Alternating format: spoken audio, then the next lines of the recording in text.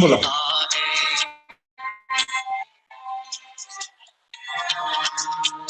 जातीच्या पादकांचे मानवी जपतो आहे रयते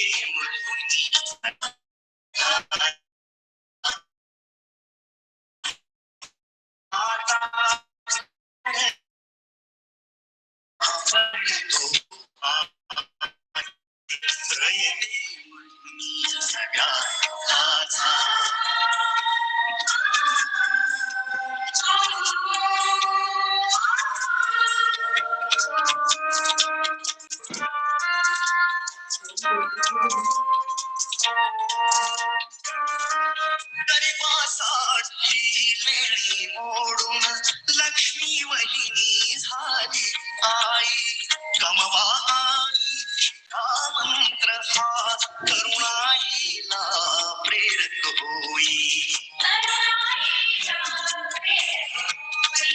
स्वावलंबी वृत्ती ठेवून ज्ञान साधना करतो आहे व्याकाचा माणूस आता घडतो आहे वटवृक्षाच्या विशालतेचा मोहन भाला पडतो आहे व्याकाचा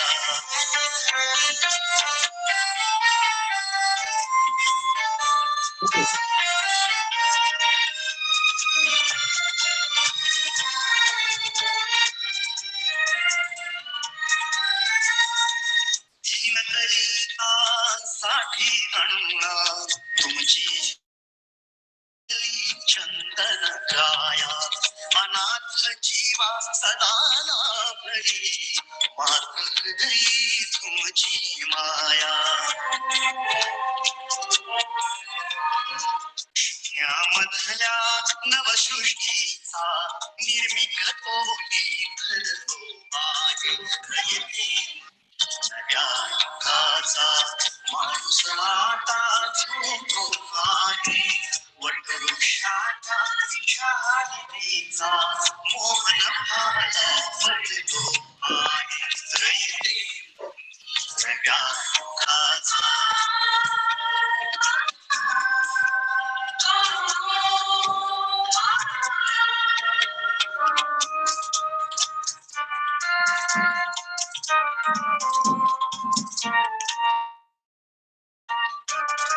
जीवनातला तिमिर जावा प्रबोधनाची पहाट व्हावी इथे लाभले पंखले उमी उंच भरारी नभात घावी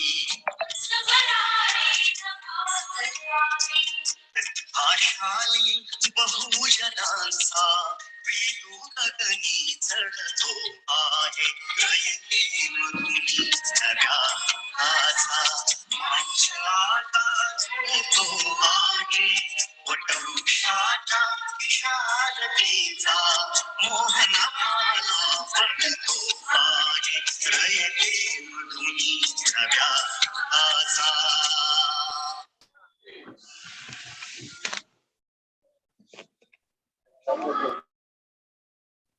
First of all, I would like to invite Dr. S.A. Farasman, coordinator of this conference and head Department of English, R.C. Shahu College, for the introduction of this conference.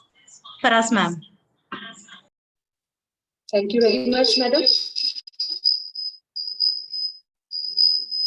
I would like to extend a warm welcome to all the dignitaries, distinguished scholars, delegates who have joined us today through this virtual platform.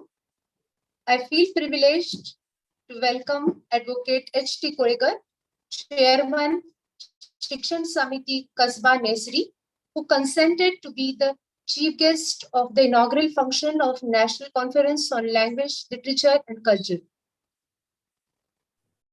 I am deeply humbled by the presence of Dr. Z.N. Patil, President of English Language Teachers Association, Pune Chapter, the renowned scholar of linguistics and the keynote speaker for the conference. I am blessed to welcome Dr. A.M. Sarode from Department of English, Rajya University, Kolhapur, and the author of an award-winning book on linguistics, who will preside over the function. Among today's guests of honor are our Honorable Principal, Professor Major Dr. R.S. Trubal, our constant source of inspiration, Vice Principal Professor Dr. V.V. Killedar, the guiding force behind such academic endeavors. Our knowledge partner for this conference and the Chairman, Board of Studies in English, a fine scholar of English, popular among teachers of English, Principal T.K. Kolekar College, Nesri, Dr. B.S. Bambar. Again, the honorable presence of our resource person for the first session, Dr. Varke. I welcome you.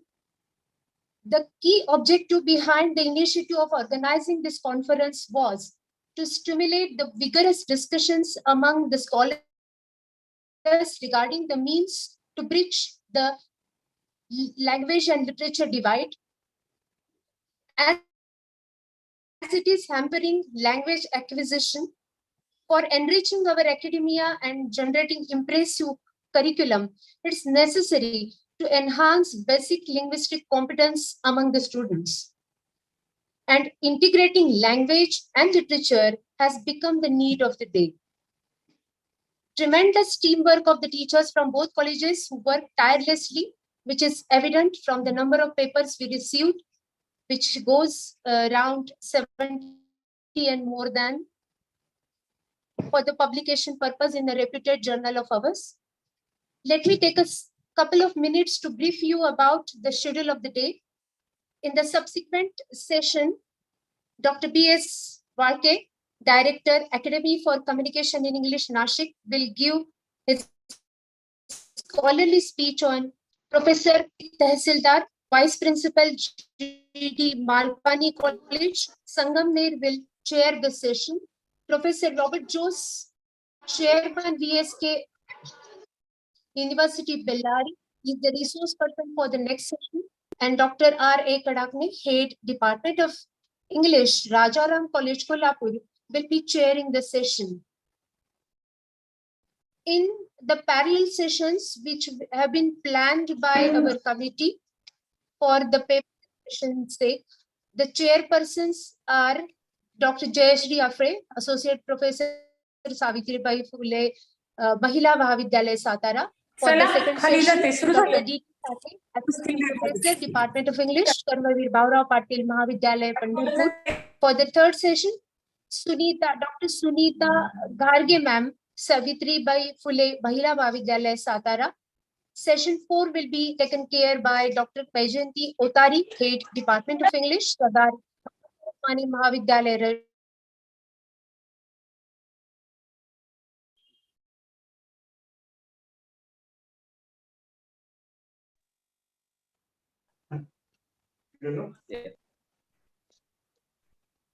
For last session, the chairperson will be Dr. Abhinath Dhamakle, Head, Department of English, the New College, Kolhapur. Once again, a warm welcome to all of you, and I hand it over to Mrs. Murkar ma'am. Thank you, ma'am, for this introduction. Now I would like to request Principal Dr. B.S. Bambar, sir, in charge Principal T.K. Kolekar, Arts and Commerce College, Nesri, for the introduction of the dignitaries. Bambar, sir. Thank you, ma'am. Thank you. Am I audible, ma'am? Hello. Yes, sir. Proceed. Killedar, sir. Yes, thank you. Yes, sir. You are audible. Proceed, sir. Proceed. Okay. Thank you. Good morning to all dignitaries, guests, and delegates with great joy and immense exultation. I feel privileged to extend my warm welcome to all participants present online for the celebration of this National Conference on Language, Literature, and Culture, organized by Rajarshi Shahu College, Kolhapur, and Tukaram Krishnaji Kolekar, Arts and Commerce College, Nesri. I am profusely elated to take an opportunity to introduce our chief guest of the day.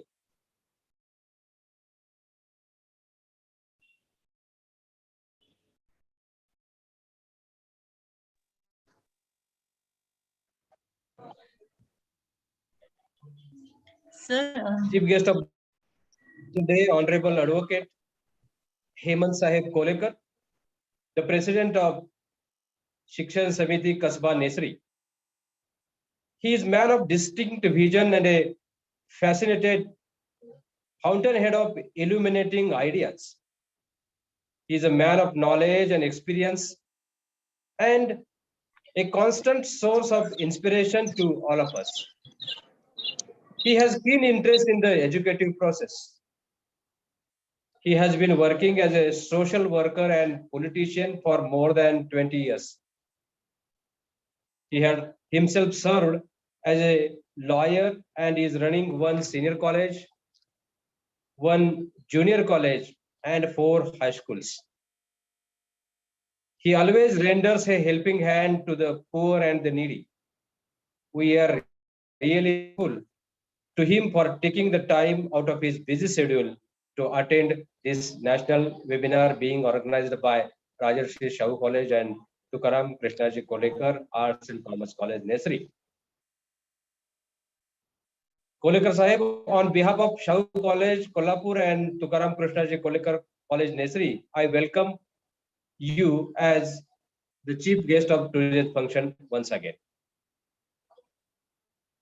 We feel honored to have with us Honorable Professor Dr. Z.N. Patil sir. Dr. Z.N. Patil sir, you hardly need any introduction. You have made all of us proud of your distinguished work in numerous capacities. You are one of the most loved and respected dignitaries in the arena of English language and literature. Professor Dr. Z.N. Patil has worked in different capacities in different positions at different places. He has worked as a former professor of English, head of the Department of Training and Development at CIFL. He has worked as chief coordinator for International Training Program, CISFL Hyderabad. He was senior English language advisor for Japan during 2003 to 2006. He has worked as a English language specialist for Vietnam and for the University of Oman and Taiwan. He has authored many books under his guidance. Many PhDs have been awarded, many MPhils have been awarded. He has a big biodata with us. He has bagged numerous awards and he has been different kinds of awards. Mahatma Phule Social Lighthouse Award 2020, Lifetime Membership Award conferred Beyond Borders, and in 2019, Outstanding Contribution Award conferred by Rajasthan Association for Studies in English, Udaipur, in November 17. Chhatrapati Sri Shahu Maharaj Puraskar, he has achieved it in November 15, and many more awards he has bagged. So Professor Z.N. Patil sir is with us in the capacity of keynote speaker of this national seminar. Sir, I welcome you on behalf of both the colleges, and the third person, the president of this inaugural function, is my closest friend, Professor Dr. A.M. Sarvade, who is working as professor in Department of English, Shivaji University, Kolhapur. Very young, energetic, enthusiastic and dynamic professor in the Department of English, Shivaji University, Kolhapur. He has graduated in 1999 and post-graduation in 2001 from Shivaji University, Kolhapur. He completed his PhD in applied linguistics. Then he has been working as a teacher in the Department of English for last 20 years. His areas of interest are linguistics, applied linguistics, post-colonial studies and new literature, etc. He has attended and presented almost 50 papers in national and international seminars and conferences, has published about 50 research papers in national and international reputed journals. Recently, he has published a book on dialectology in Marathi, and that has been awarded with Narhar Kurundkar Puraskar by Maharashtra State. This is a big achievement on the part of Professor Dr. A.M. Sarvodaya sir. He has prepared 2 books for YCMU Nasik. He has delivered more than 55 invited lectures, plenary sessions, keynote addresses in different colleges, university departments on various subjects, including state NET examinations. He has completed 3 UGC research projects. He is working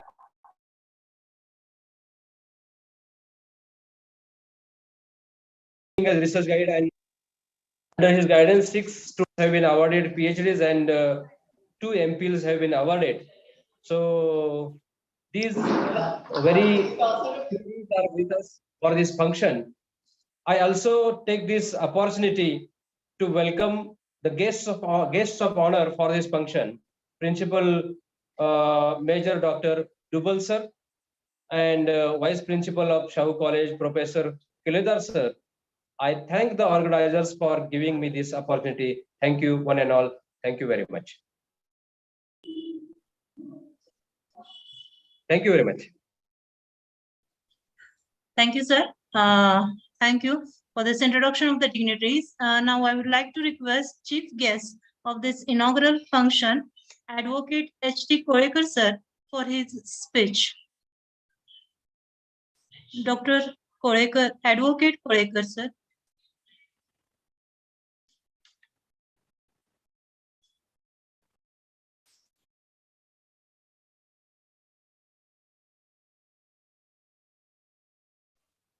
हा sir, आवाज येतोय? Yes, sir. हाँ sir, आवाज येतोय. हाँ, नमस्ते. नमस्ते. सर्वप्रथम मी शाहू कॉलेज आणि आपल्या टी.के. कोलेकर महाविद्यालयानं या विषयावरचा वेबिनार आयोजित केला, त्याबद्दल सगळ्यांना धन्यवाद देतो. वेबिनारच्या सुरुवातीला आता मला 10 मिनिटं देण्यात आलेली आहेत, पण मी त्या वेळेमध्ये मी मनोगत सादर करणार आहे. त्याच्यामध्ये सगळ्यात पहिल्यांदा शाहू कॉलेजचे जी सगळी मंडळी आहेत त्यांना माहिती आहे की एन डी पाटील साहेब यांना मी आदरांजली वाहतो, थोर विचारवंत आणि मोठे समाजसेवक, ज्यांच्याबरोबर काम करण्याची आमच्या वडिलांना संधी मिळाली शेतकरी कामगार पक्षामध्ये काम करत असताना. त्यांची आठवण काढणं, त्यांची स्मृती या निमित्तानं जागवणं नक्कीच आमची जबाबदारी आहे. त्याचबरोबर आज या आपल्या वेबिनारला जॉईन झालेली जी मंडळी आहेत त्याच्यामध्ये सगळ्यात पहिल्यांदा डॉक्टर सरवदे साहेब, त्यानंतर आपले डॉक्टर पाटील साहेब, दुसरे वक्ते आपले वाळके साहेब, रॉबर्ट जोस साहेब, दोन्ही कॉलेजचे प्राचार्य माननीय डुबल सर, त्याचबरोबर भांबर सर आणि त्यांच्या सगळ्या टीम या वेबिनारसाठी झटणाऱ्या, आणि या सगळ्या वेबिनारसाठी मदत केलेले आमचे रयतचे सगळे पदाधिकारी. खरं म्हणजे रयत ही मातृसंस्था आहे आमची आणि तिथं चालणारा आदर्श घेऊनच आम्ही आमच्या संस्थांची वाटचाल करत असतो. आणि त्यांचे सगळे पदाधिकारी, त्याचबरोबर या वेबिनारमध्ये सामील झालेले किंवा जॉईन झालेले सगळे अभ्यासार्थी, विद्यार्थी असतील, प्राध्यापक असतील, आणखी सगळीच मंडळी विचारवंत, या सगळ्यांचंच मी या वेबिनारमध्ये स्वागत करतो. खरं म्हणजे मी तसा लॉचा विद्यार्थी आहे, पण आजचा विषय आपला आहे तो लँग्वेज, त्याचबरोबर त्यानंतरचं आपलं साहित्य आणि संस्कृती. खरं कुठल्याही विषयाचा विद्यार्थी जरी असेल तर जीवन जगत असताना या तिन्ही गोष्टींचा आपल्या जीवनाशी नक्कीच संपर्क येत असतो. निश्चितपणानं आपल्याला संस्कृती, भाषा आणि साहित्य हे तिन्ही एकमेकात म्हणजे गुंतलेले विषय आहेत, किंवा असा विषय ठेवण्यामध्ये या दोन्ही कॉलेजच्या प्राचार्य साहेबांनी त्यांच्या टीमचं मी विशेष अभिनंदन करीन. कारण भारतीय संस्कृती ही फार मोठी व्यापक आहे आणि हे जे 3 विषय आपण एक विषयामध्ये 3 घटकांचा जे समावेश केलेला आहे, खरं म्हणजे प्रत्येक घटक हा स्वतंत्र वेबिनार आणि स्वतंत्र अभ्यासाचा फार मोठा विषय आहे. पण ठीक आहे, संस्कृतीपासनं मला वाटतंय संस्कृतीचा भाग म्हणून भाषा आणि साहित्य याकडे बघितलं जाते. आता संस्कृतीचा भाग म्हटलं तर पहिल्यांदा मी थोडंसं क्रम बदलून माझ्या मनोगतामध्ये मी संस्कृतीपासून थोडी सुरुवात करतो. खरं म्हणजे संस्कृती म्हणजे काय आणि संस्कृतीच्या जसं विकास कसा होत जातो, किती प्रकारच्या संस्कृती आहेत हे सगळं जर विचार केलं तर पहिल्यांदा संस्कृती म्हणजे काय याचा जर आपण विचार केला तर सगळ्यात महत्वाचं म्हणजे आपण आपल्या संस्कृतीची व्याख्या जे करायला गेलं तर समाज जीवनामध्ये आंतरबाह्य जे आपलं काही जीवन आहे त्याला संस्कृती असं व्यापकरित्या म्हटलं जाते. मग त्याच्यामध्ये शरीरावर होणारा परिणाम आणि मनावर होणारा परिणाम असं दोन्ही त्याच्यामध्ये समावेश असतो आपल्या संस्कृतीमध्ये. आणि त्या संस्कृतीचा अभ्यास करत असताना खरं म्हणजे पूर्ण मानव जातीचा जन्मापासून ते आज तागायच्या संस्कृतीच्या विकासापर्यंतचा अभ्यास करावा लागतोय. आता आपल्या सगळ्यांना माहित आहे कारण याच्यामध्ये मी संस्कृती किंवा लँग्वेजेसच्या भाषेमध्ये मी काय फारसा तज्ज्ञ नसलो तरी ह्या आपल्या वेबिनारमध्ये बरीचशी यातली तज्ज्ञ मंडळी ज्यांनी अतिशय अभ्यास केलेला आहे, ज्यांचं आयुष्य याच्यामध्ये या अभ्यासामध्ये गेलेले आहे, अशी सुद्धा मंडळी सहभागी आहेत. पण मानव जातीच्या इतिहासामध्ये आपण जर विचार करायला गेलो तर मानव जातीचे जे विकासाचे 4 टप्पे आहेत त्याच्यामध्ये सगळ्यात पहिल्यांदा आपण विचार केला तर इतिहासपूर्व काळ किंवा प्राचीन इतिहास, मध्ययुगीन इतिहास आणि आधुनिक इतिहासामध्ये सगळ्यात पहिल्यांदा आदी मानवापासून सुरू झालेली आपली संस्कृती जी आहे ती संस्कृतीचा उदय पहिल्या टप्प्यामध्ये इतिहासाच्या.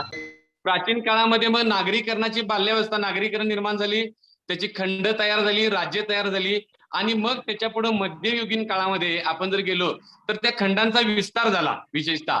आणि मग आजच्या आपण आधुनिक काळामध्ये पोहोचलो ज्याला नवनिर्मितीचा काळ म्हणतात.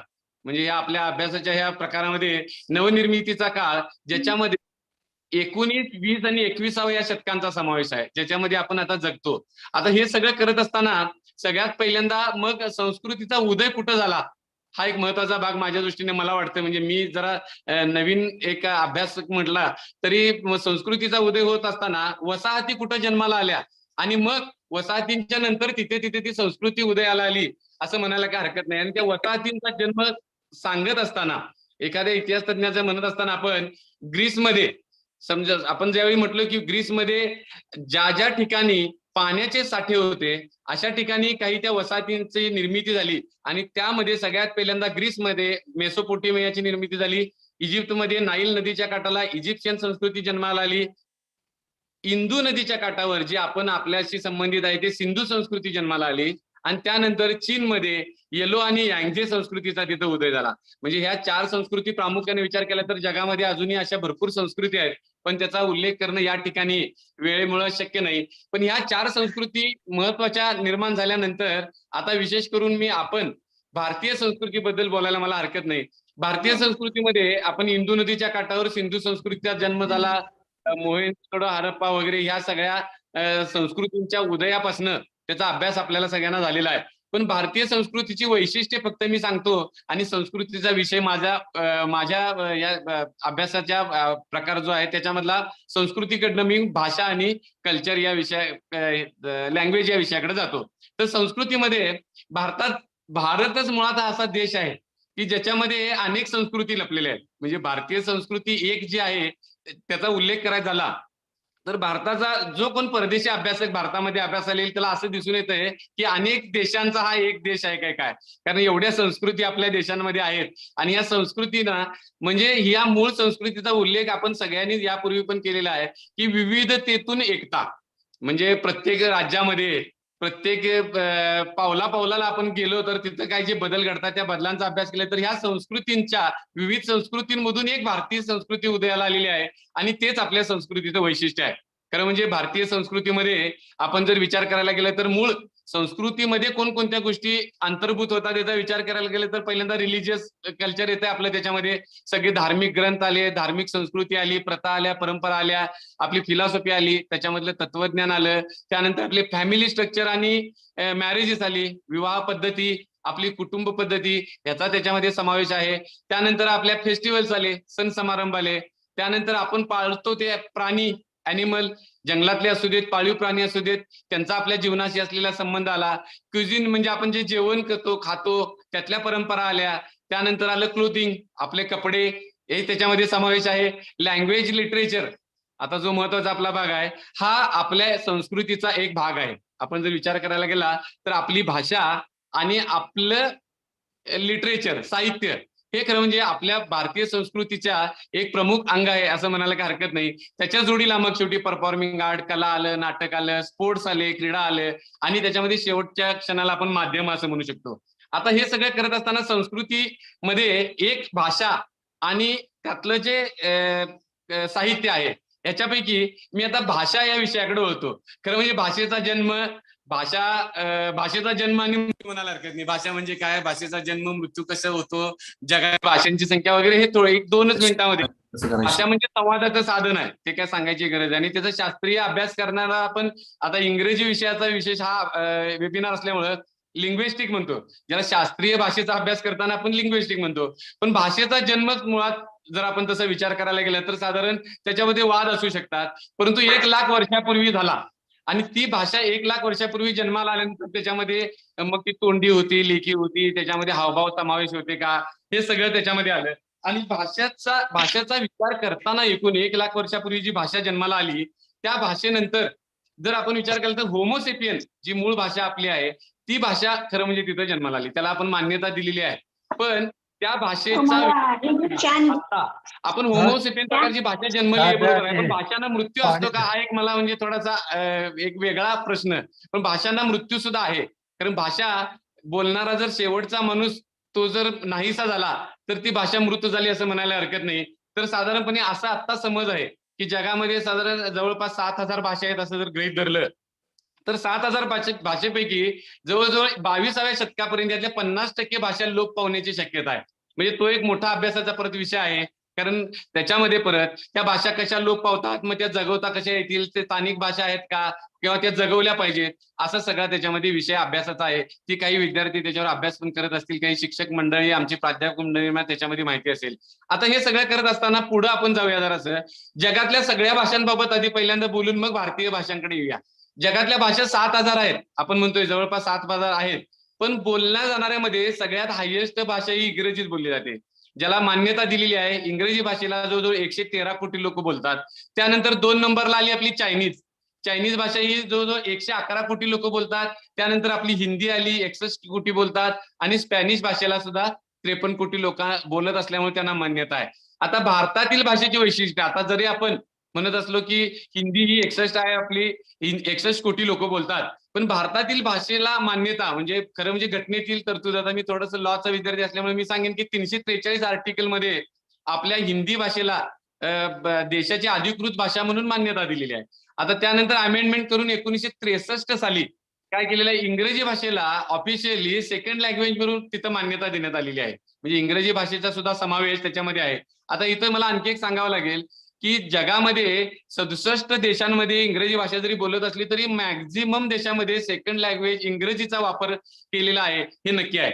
आता भारतातील भाषांच्या बाबत बोलायचं झालं तर प्रामुख्याने इंडो आर्यन आणि द्रविडियन, जे आता आपण म्हणतोय इंडो आर्यन मध्ये जो 70-80% लोक आपण इंडो आर्यन भाषा बोलतोय, आणि द्रविडियन साधारण 20% आपण बोलतो, उरलेले 2%. तर भारतात एकूण 447 अधिकृत भाषा आहेत, असं म्हणजे मला शासनाच्या एकंदरीत त्या मान्यता प्राप्त याच्यावरनं म्हटलं तर 447 भाषा आहेत. पण 447 भाषा असणारा आपला देश जो आहे तो जगामध्ये 4 नंबरला आहे. कारण गिनियापैकी आपण म्हणतो त्याला पापुआ गिनिया असेल किंवा इंडोनेशिया, नायजेरिया ह्या देशांमध्ये छोटे देश असून सुद्धा आपल्यापेक्षा जास्त बोली भाषा त्या ठिकाणी आहेत. आता मराठी भाषेला अभिजात भाषेचा दर्जा देण्याबद्दलचं राजकारण आपल्या सगळ्यांना माहिती आहे. किंवा माझ्या तालुक्याला लागून इथं चंदगड तालुका आहे, त्याचं नाव चंदगड आहे, आणि त्या तालुक्यामधल्या चंदगडी भाषेला बोली भाषेचा दर्जा मिळालेला आहे गेल्या वर्षामध्ये. म्हणजे ही अतिशय चांगली बाब आहे आणि उल्लेखनीय बाब आहे.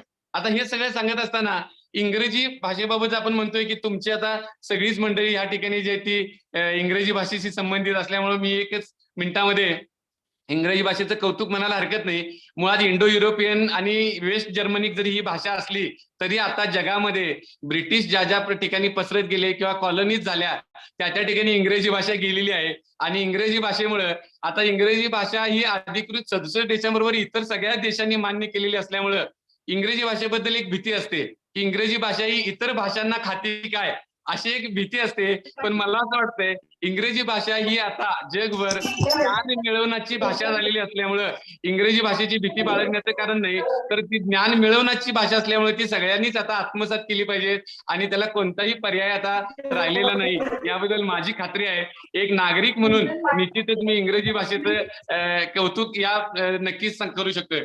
आता भाषा झाली आपली, बरोबर, भाषेमधनच मग आपल्याला आता साहित्याचा विषय येतो. साहित्य जे आहे, साहित्य बोलत असताना मुळातच साहित्याची व्याख्या वगैरे आपल्याला काय सांगण्याची गरज नाही, की आपलं जे ज्ञान आहे ते ज्ञान पुढच्या पिढीमध्ये नेण्यासाठी म्हणून जे काही आपण शास्त्रशुद्ध त्याचा जो अभ्यास केला जातो त्याला असं आपण साहित्य असं म्हणतो, किंवा त्याचं सगळं एकत्रीकरण किंवा रेकॉर्डिंग आपण ज्याला म्हणतो ते एकत्रीकरण म्हणजे साधारण साहित्य आहे. किंवा आपण त्याला लिखित स्वरूपातील कोणतंही काम असं म्हटलं तरी काय हरकत नाही साहित्याला. पण साहित्याचा इतिहास पण फार जुना आहे. अगदी कॅलेंडर पूर्वी 22व्या ते 26व्या शतकापासून साहित्याचा इतिहास सुरुवात झाला. मग त्याच्यामध्ये एन्शियंट इजिप्शियन आलं लिटरेचर, अर्ली चायना लिटरेचर आहे, भारतातल्या पंचकथा आहेत, किंवा शिजिंग म्हणून जी बुक आहेत सॉंगची ती चायना मधली आहेत, किंवा एन्शियंट ग्रीक मधले सुद्धा. मग हे सगळं होत असताना आता मुळात साहित्याच्या प्रकारामध्ये तोंडी साहित्य आणि लेखी साहित्य हा जो प्रकार आहे, कारण फार पूर्वी तर लेखी साहित्य नव्हतं. मग तोंडी गाणी होती, तोंडी गोष्टी सांगितल्या जायच्या, राजाचं कौतुक केलं जायचं, त्यामुळे तोंडी साहित्य असायचं. आणि मग नंतर त्याचा वापर भाषणं असायची त्याच्यामध्ये. आणि नंतर हे सगळं जण लेखी ज्यावेळी ठेवायची गरज वाटली लोकांना, त्यावेळी मग खरं म्हणजे लेखी साहित्याचा जन्म झालेला आहे. आता हे लेखी साहित्यामध्ये आपण विचार केला तर प्रशासनामध्ये मग कायदे किंवा त्याचा हिशेब ठेवणं, काही गोष्टी लिहून ठेवणं, काही कविता त्याच्यामध्ये लिहून ठेवणं आणि त्यानंतर सादर करण्याची गरज भासली. त्यामुळं त्याची आवश्यकता निर्माण झाल्यामुळे मग लेखी साहित्य निर्माण झालं. आता लेखी साहित्याचा जन्म भावनेतून झाला काही हिशेब लिहिण्यातून झाला, याबद्दल थोडा जरा वाद असू शकेल. पण भाषेचे विविध प्रकार बघितले त्याच्यामध्ये कविता, गद्य, कादंबरी, सोनेट्स आहेत, छोटी पुस्तकं, मोठी पुस्तकं आहेत, कॉमिक, ग्राफिक आहेत किंवा non fiction.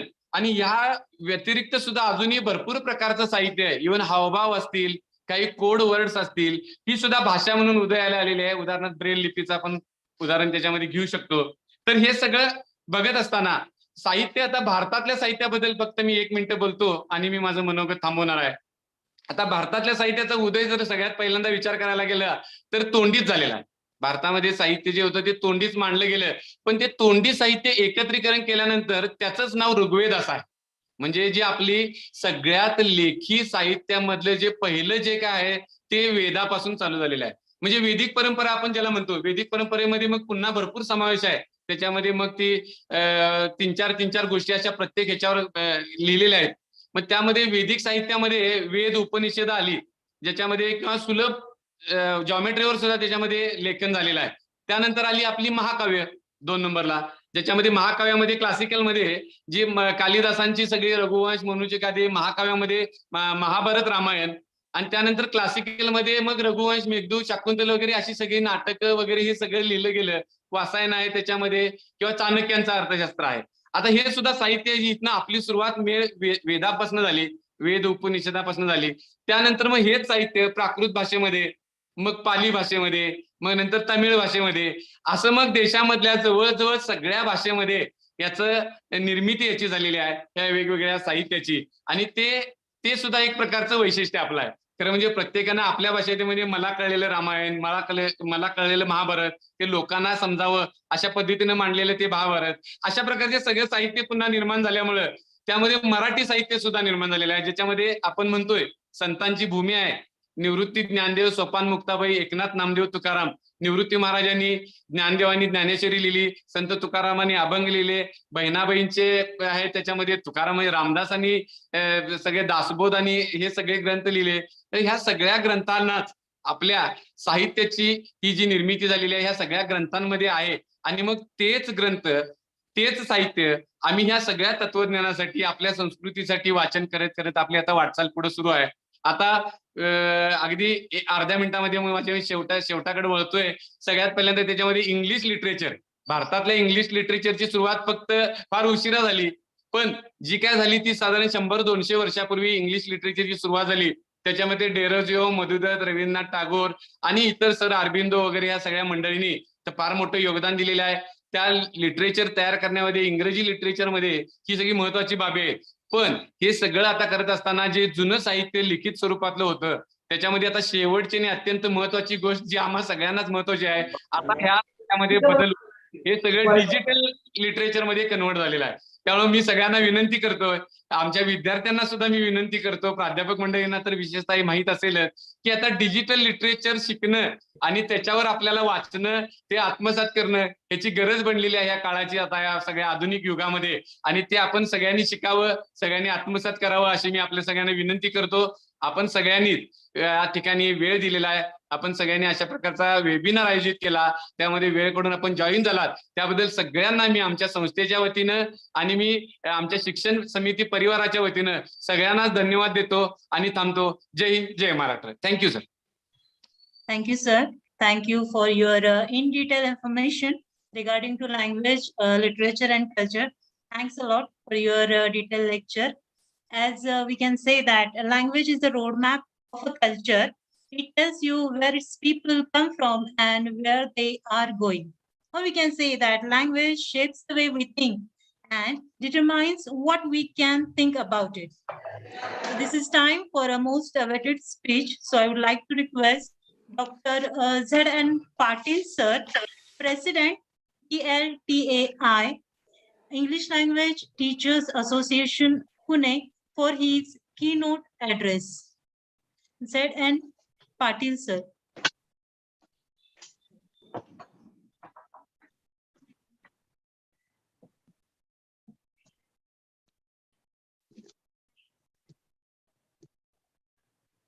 Hello. You are audible, sir. Okay. A very good morning to you, friends.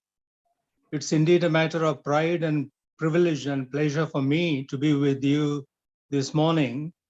And we are going to be together for about half an hour or so, 25 to 30 minutes today. And I'm going to illustrate the connection between culture and language on the one hand, and culture and language and literature on the other hand. So these three things, culture, language, and literature, are intertwined. They are interconnected. They are interdependent. In fact, I'd like to say that language and literature and culture are inseparable. Now, is it possible for you and me to separate the dance from the dancer? Sometimes we go to a theater and we watch a dance performance, and the dance performance is given by a very seasoned, very experienced dancer, such as Hema Malini or Vaijayanti Mala or somebody else, or Yamini Krishnamurti. Now, when we are watching a dance performance on the stage in a theater, is it possible for us to separate the dance from the dancer? No, it isn't. We can't really separate the dance from the dancer, because a perfect performance, a perfect dance performance is a manifestation, is an actualization, is an expression of the total personality of the dancer. We cannot separate the personality of the dancer from the dance that the dancer is performing on a stage in a theater. Just as it is impossible for us to separate the dance from the dancer, it is impossible for us to separate language from literature, and language from culture, and literature from culture, and so on and so forth. So we start with this basic premise, with this basic presupposition, basic assumption that it is impossible for us to separate culture from language and language from literature. In fact, all these three disciplines are interdependent. They are organically intertwined. Organically is a very important word. Now, I'm going to narrate a couple of stories. And I would suggest, this is just a suggestion. I'm a nobody, and therefore I cannot advise anyone. I would like to suggest, I would like to request my colleagues, my teachers of English or the English language and literature, to memorize certain poems. Now, why am I requesting teachers of English to memorize certain stories or poems or essays or one-act plays? Now, it's very important. Memorization of stories. I'm not asking you to memorize Paradise Lost, because if you try to memorize Paradise Lost, you will lose your own paradise. I know that. But we can always memorize or learn by heart certain short stories. certain short poems, certain short essays, certain short one-act plays, and so on, or even certain scenes from a full-length play. So what are the advantages of memorizing and narrating? Why should we memorize short stories and narrate them in the classroom? Why should we memorize little poems and recite them in the classroom?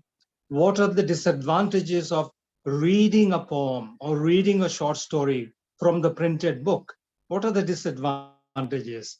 Now, when we read a story from a printed page, when we read a poem from a printed page, what happens is that our eyes, the teacher's eyes, are glued to the text, and the learner's eyes, the student's eyes, are also glued to the text. And as a result of this, there is no eye contact between the teacher and the taught. There is no eye contact between the person who reads the short story or reads the poem from a printed book. So eye contact is very important. When we look our learners in the eye, and when our learners look us in the eye, learning is facilitated. We learn better, we learn faster, and we remember things for a longer period when the teacher and the student look each other in the eye. So eye contact is very important. It's like a lubricant. Suppose you have a motorbike or a bicycle, and you don't apply any lubricant, any oil to the chain, the bicycle chain or the motorbike chain, what will happen is your motorbike or your bicycle will start making all sorts of noises, unwanted, unwelcome noises. And people will look at you and look at your motorbike, look at your bicycle, which is very noisy, and may laugh at you. So eye contact is like a lubricant, like an oil. And when you apply oil, lubricant, to the chain of a bicycle or to the chain of a motorbike, your bicycle, your motorbike runs very smoothly without making any noises. Similarly, when I memorize a short story, when I memorize a poem, I can narrate the short story, I can recite the poem, and I can establish eye contact with my listeners, with my hearers, with my students, with my learners in the classroom. So I always try to memorize some poems like The Second Coming, or The Pulley, or The Solitary Reaper, or Stopping by Woods on a Snowy Evening. Or I always try to memorize short stories like The Moth and the Star, The Unicorn in the Garden, and so on and so forth. When I narrate a short story, I can look at my student in the eye, and my student can look at me in my eye. I'm not saying eyes, because look somebody in the eye is the standard expression.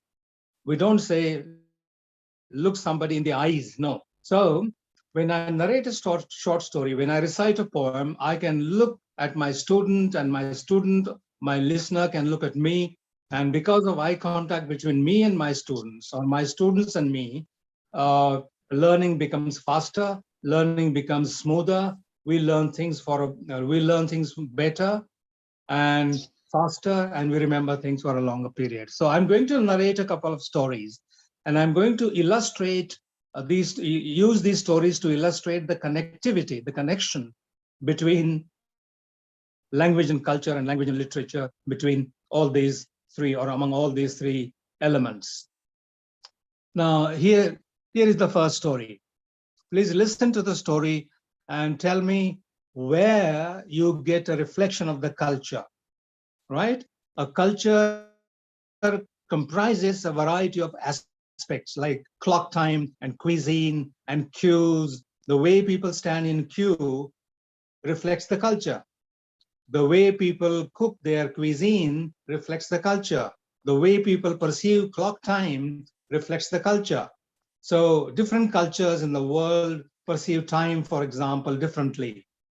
So I'm going to recite the first story, and I would like to request you to identify the elements which are culturally loaded in the story.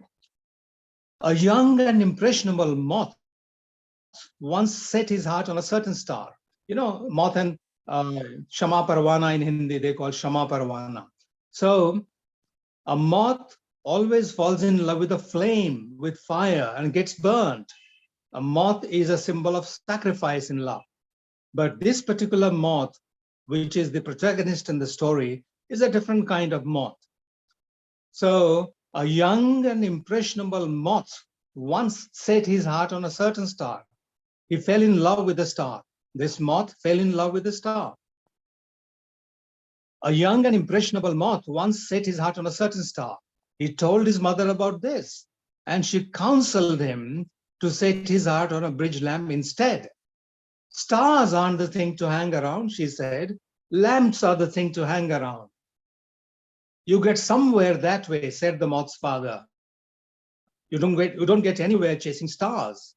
But the moth would not heed the words of either parent. Every evening at dusk, when the star came out, he would start flying toward it. And every morning at dawn, it would crawl back home, worn out, exhausted, tired, and weary due to his vain endeavor. One day, the moth's father said to him, "You haven't burned a wing in months, boy, and it looks to me as if you were never going to. All your brothers have been badly burned flying around street lamps, and all your sisters have been terribly singed flying around house lamps. Come on, get out of here and get yourself lost and get yourself scorched. A big strapping moth like you without a mark on you?" The moth left his father's house, but he would not fly around street lamps and he would not fly around house lamps. He went right on trying to reach the star, which was 4 1/3 light years, or 25 trillion miles away. He never did reach the star, but he went on trying every night. And when he was a very old moth, he began to think that he really had reached the star and went around saying so. This gave him a deep and lasting pleasure, and he lived to a great old age. His parents and all his brothers and all his sisters had already been burned while they were quite young. Now you heard the story.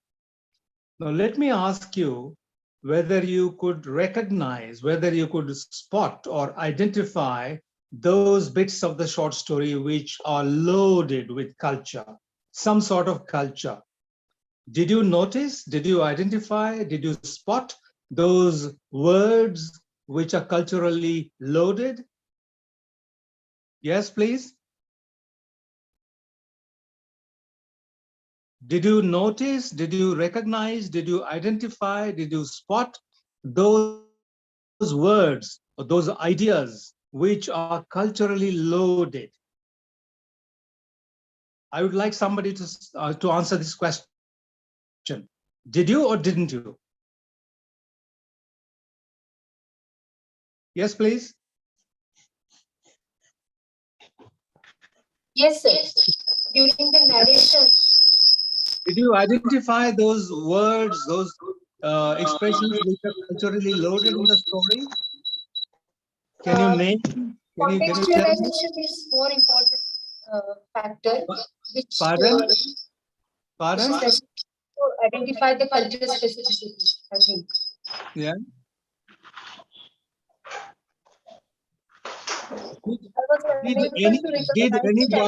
Did anyone listening to me identify, recognize, or spot those expressions or those sentences in the story which are culturally heavily loaded? Yes or no? Okay, I will narrate the story once again, because this is a very interesting activity and it's an interesting activity.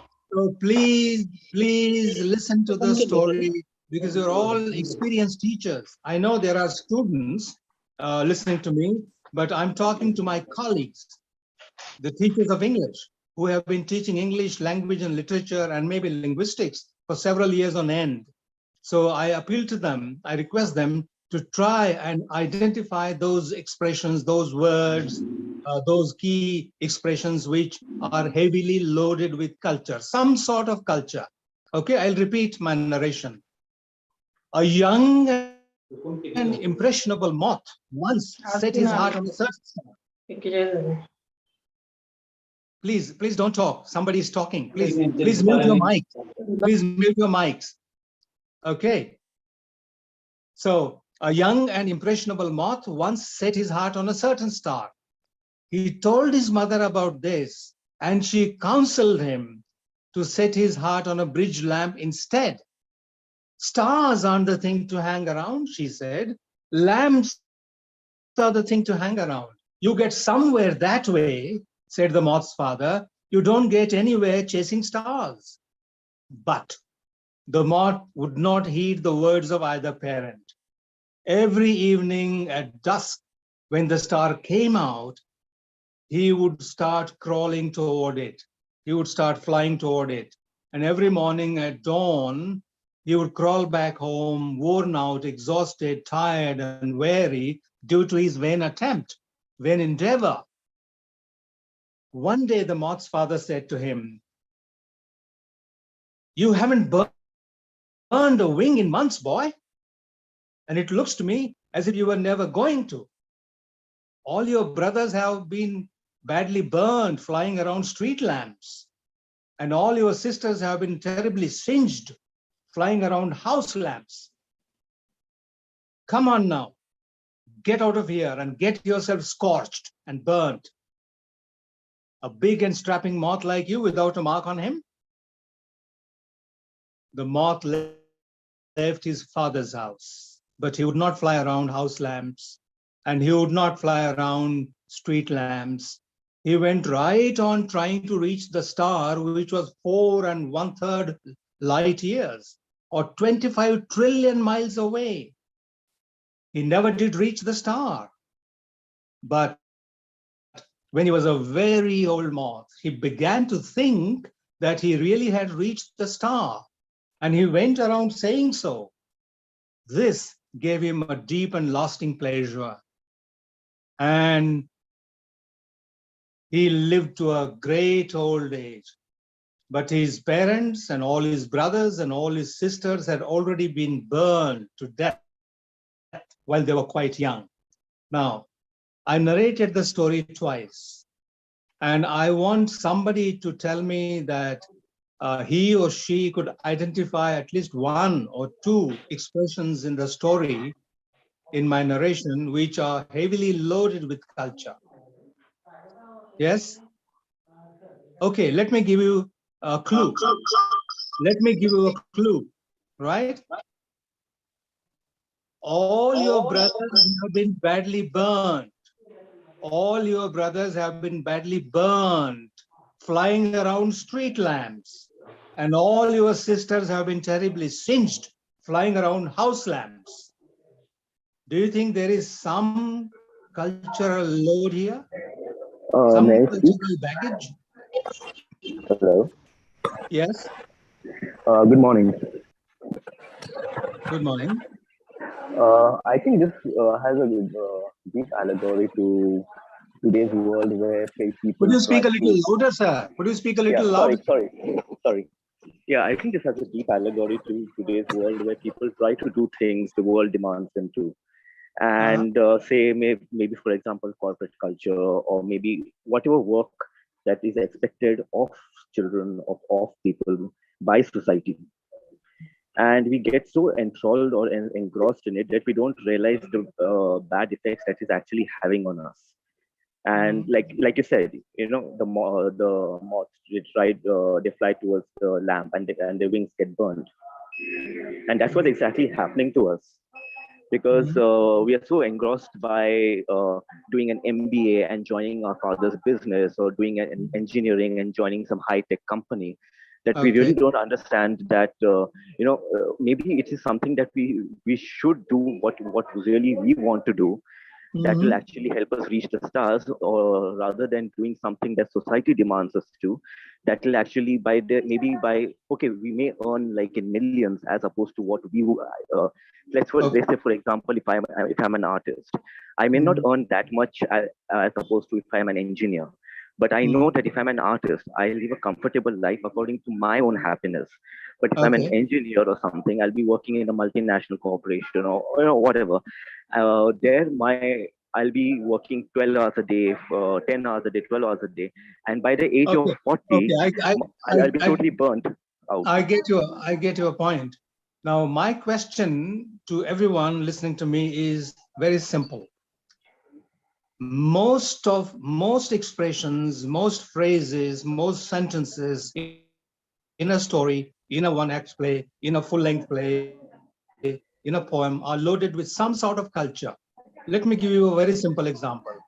Shakespeare, in one of his sonnets, says to his dark lady, we don't know who that dark lady was.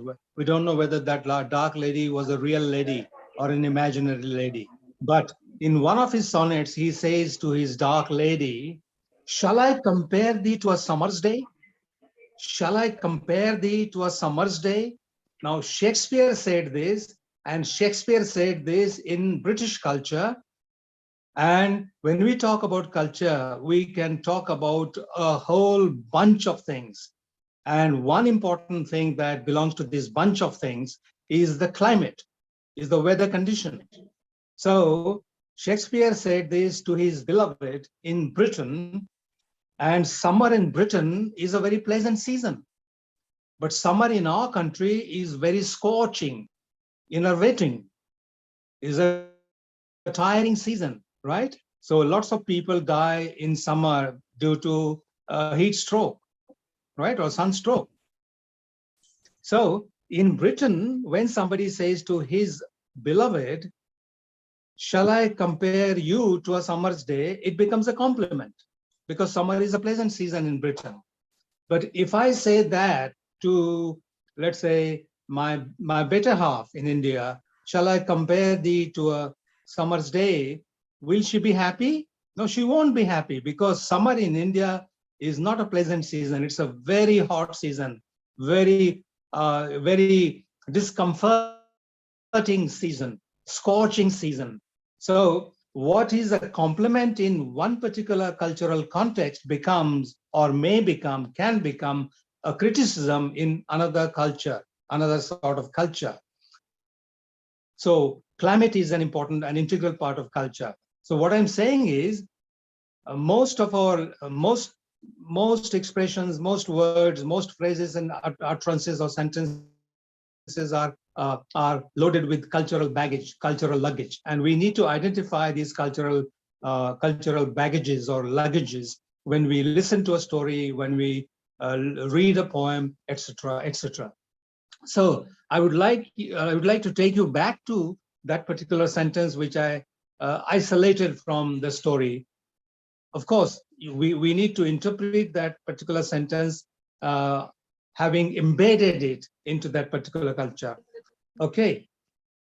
Ready? All your brothers, please listen carefully and listen to each and every word.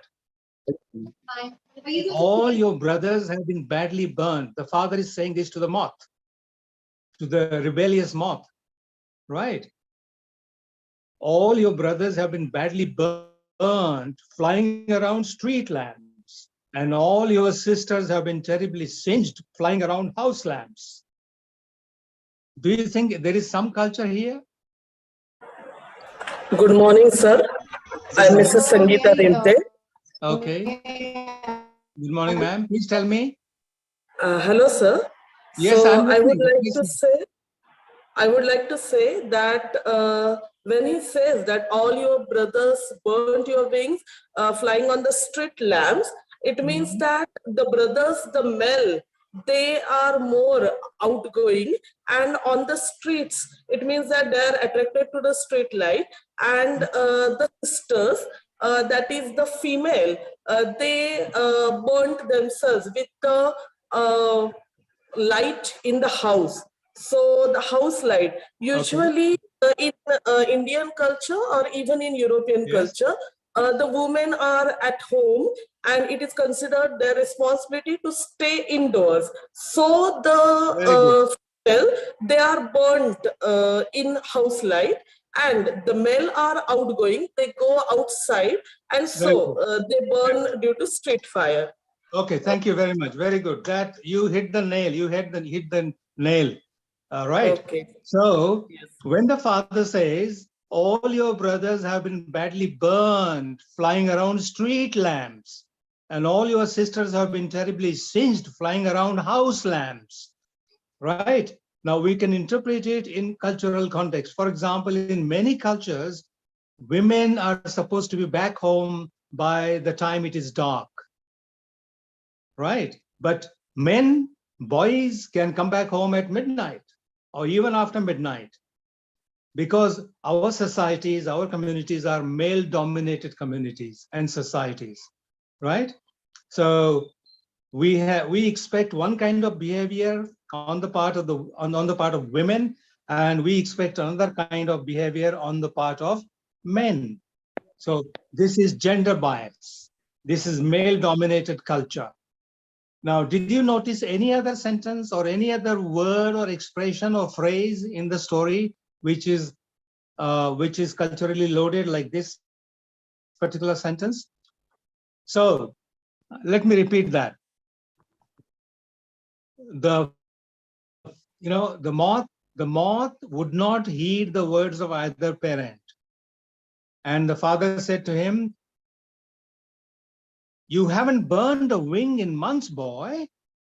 And it looks to me as if you were never going to. All your brothers have been badly burned flying around street lamps, and all your sisters have been terribly singed flying around house lamps. You see, there is culture here, male-dominated culture, and you notice, you realize that there is gender bias here, right? The other sentence is, the moth left his father's house. Do you have any objection to this sentence? Do you have any objection to this particular sentence?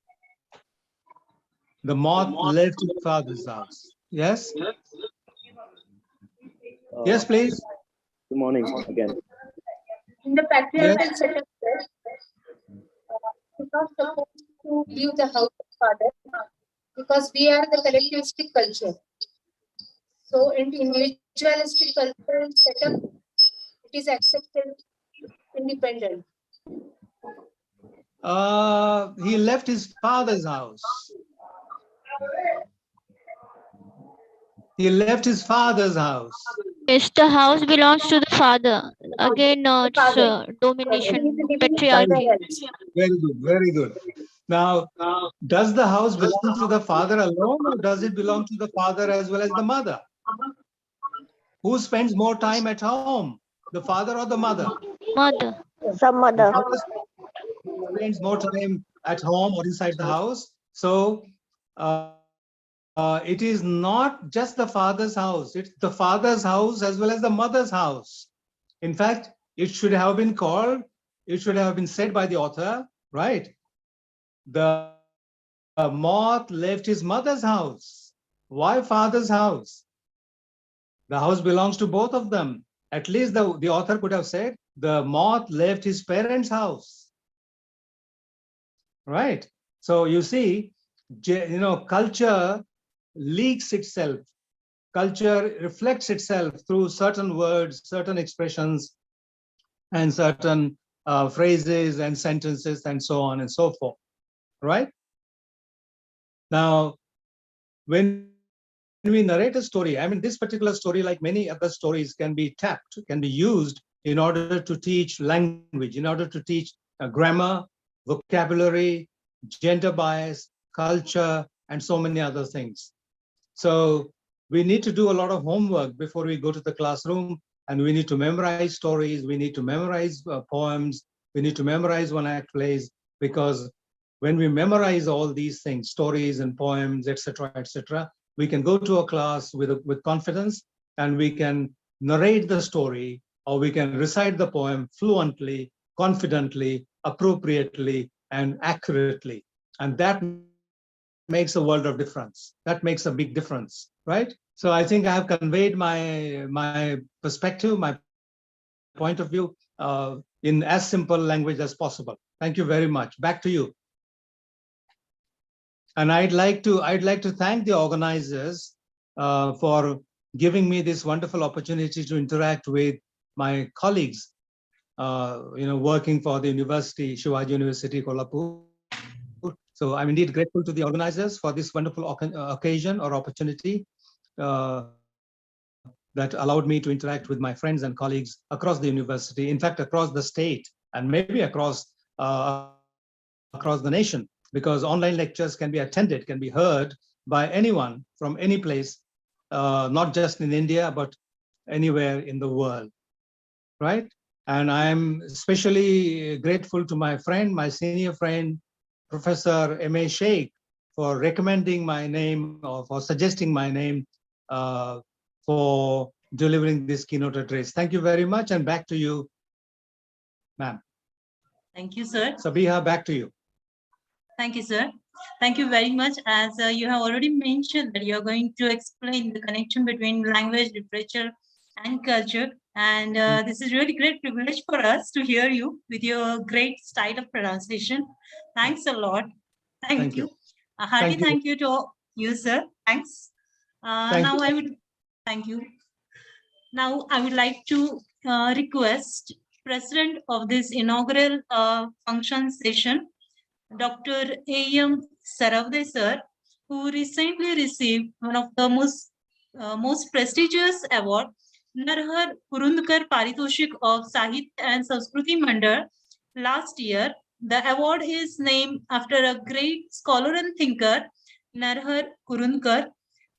This is a request to Dr. A.M. Saravde sir, Professor Dr. A.M. Saravde sir, Department of English, Shivaji University, Kolhapur, for his presidential address. And here we have guest of honor for this session, Major Professor Dr. R.S. Dubois sir, in charge principal, Rajarshi Chhatrapati Shahu College, and Dr. V.V. Killedar sir, vice principal, Rajarshi Chhatrapati Shahu College, for this session. Thank you to both of you. And this is my request to Professor Dr. A.M. Saravde sir for his presidential address. Dr. Saravde sir. Thank you very much, madam. Good morning, all of you. Well, the chief guest of the function, Advocate S.T. Koekar sir, the keynote addressee of the session, and the senior academician, Professor J.D.N. Patil, who has elaborately talked about the relation between language, culture, and literature. The experts, the plenary speakers in the sessions to come, senior academician again, and who happens to be the external referee for my PhD thesis, Professor B.S. Walke, and another expert who is going to deliver a plenary speech is Professor Robert Joes. All the chairpersons, the principals of the colleges. Well, it's a very great pleasure for me to be with all of you here and to be the chairperson of this session, the keynote address session, inaugural session, where the keynote is proposed by Mr. J.D.N. Patil. Well, it's right from the beginning, I would say that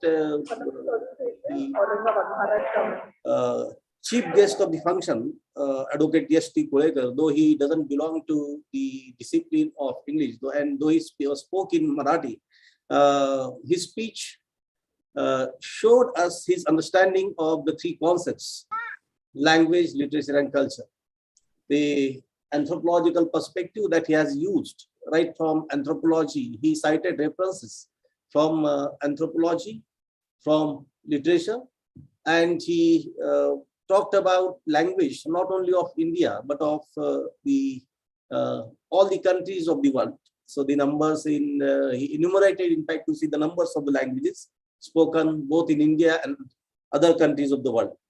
Well, similarly, Professor J.D.N. Patil, he has, in his peculiar style of citing stories and poems, literary texts, and bringing home his point, he has succeeded, where the participants have also responded to the things, to the points that he raised during his session.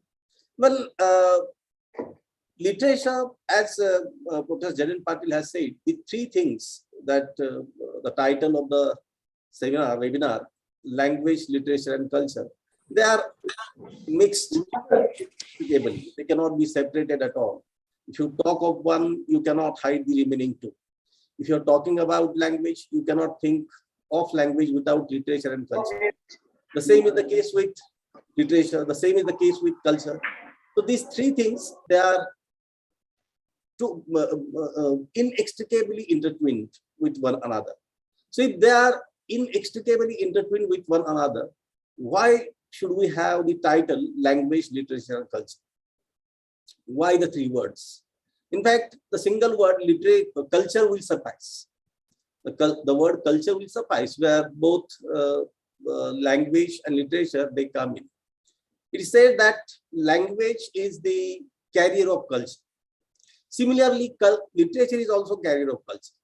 Literature is one of the arts, and it carries the culture of that particular community. Advocate Koekar sir, he talked about Changadi Boli in the very beginning in his session. He is from Nesri, and Changadi, the dialect of Changad, it has been recognized as one of the important dialects of Marathi language, and the book for which I got the Narhar Kurundakar Award, it is about dialectology. In Marathi, it is Boli Vignan, and I have taken the review of that Changadi Boli as well. So if you talk of Changadi dialect, or the dialect spoken in Changad, it also has its literature. It also has its culture.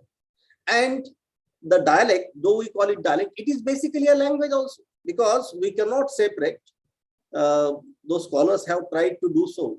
But today, the understanding is that we cannot have a watertight compartment between language and dialect.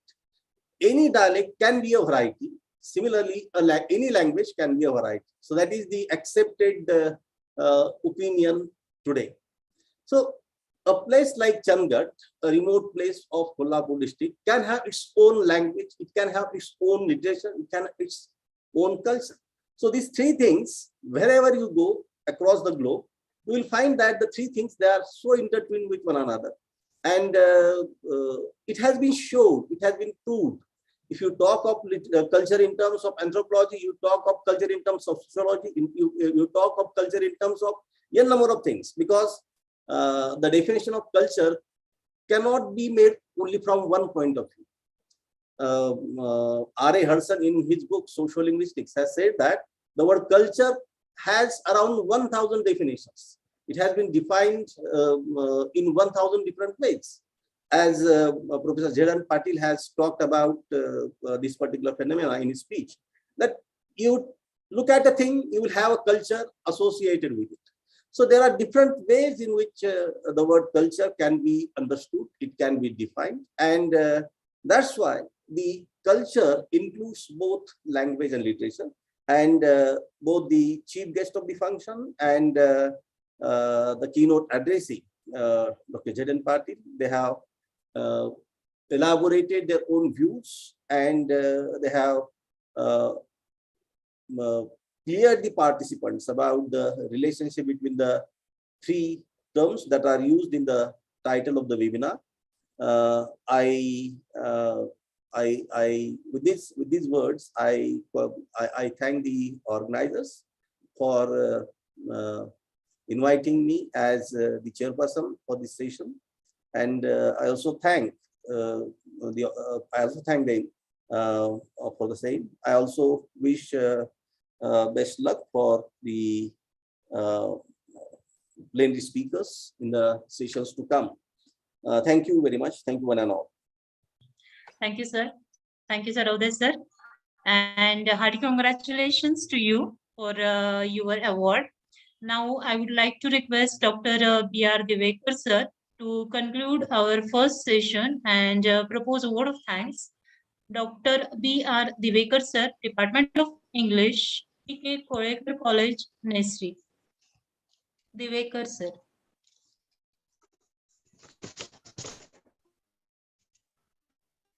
Welcome one and all. Dignitaries, Honorable Advocate Hemant Kolekar Sahib, Honorable Professor Dr. M. Sarvade sir, Honorable Dr. Z.N. Patil sir, Major Dr. R.S. Dubal sir,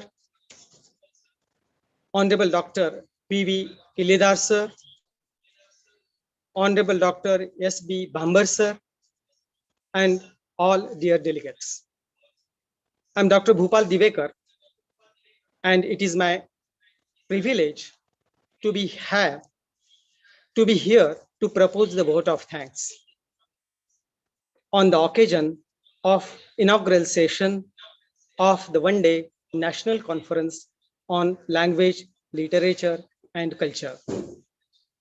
At the outset, I extend my gratitude to Honorable Advocate Hemant Ji Kolekar, who is President of Shikshan Samiti Kasba Nesri and today's our chief guest, for his inaugural address, as he has taken out time from his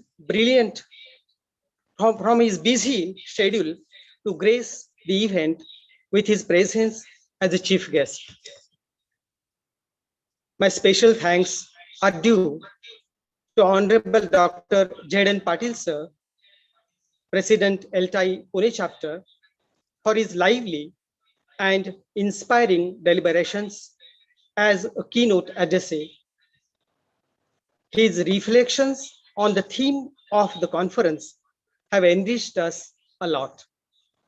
I must thank Professor Dr. M. Sarvade sir, who is rendering service as a professor at Department of English, Shivaji University, Kolhapur, and for his presidential address, as well as his continuous guidance and support for us. I also thank Major Dr. R.S. Dubal sir, in charge principal, Rajeshi Chhatrapati Shahu College, Kolhapur, and Dr. V.V. Kiledar, today's guests of honor, for their inspiration. I would like to thank the convener of the conference, Dr. S.B. Bhambar sir, who is in charge principal of T.K. Kolekar College, Nesri, and even coordinator, Dr. S.A. Faras ma'am, for making this conference a success. Last but not least, I thank all dear delegates and all those who proved to be a great help for the conference. Thank you, one and all.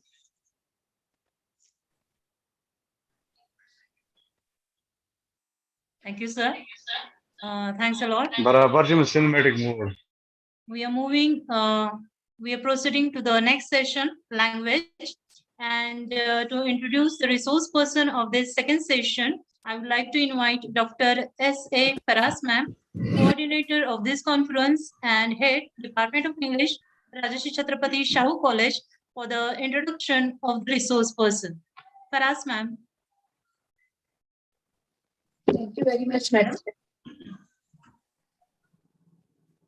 I am here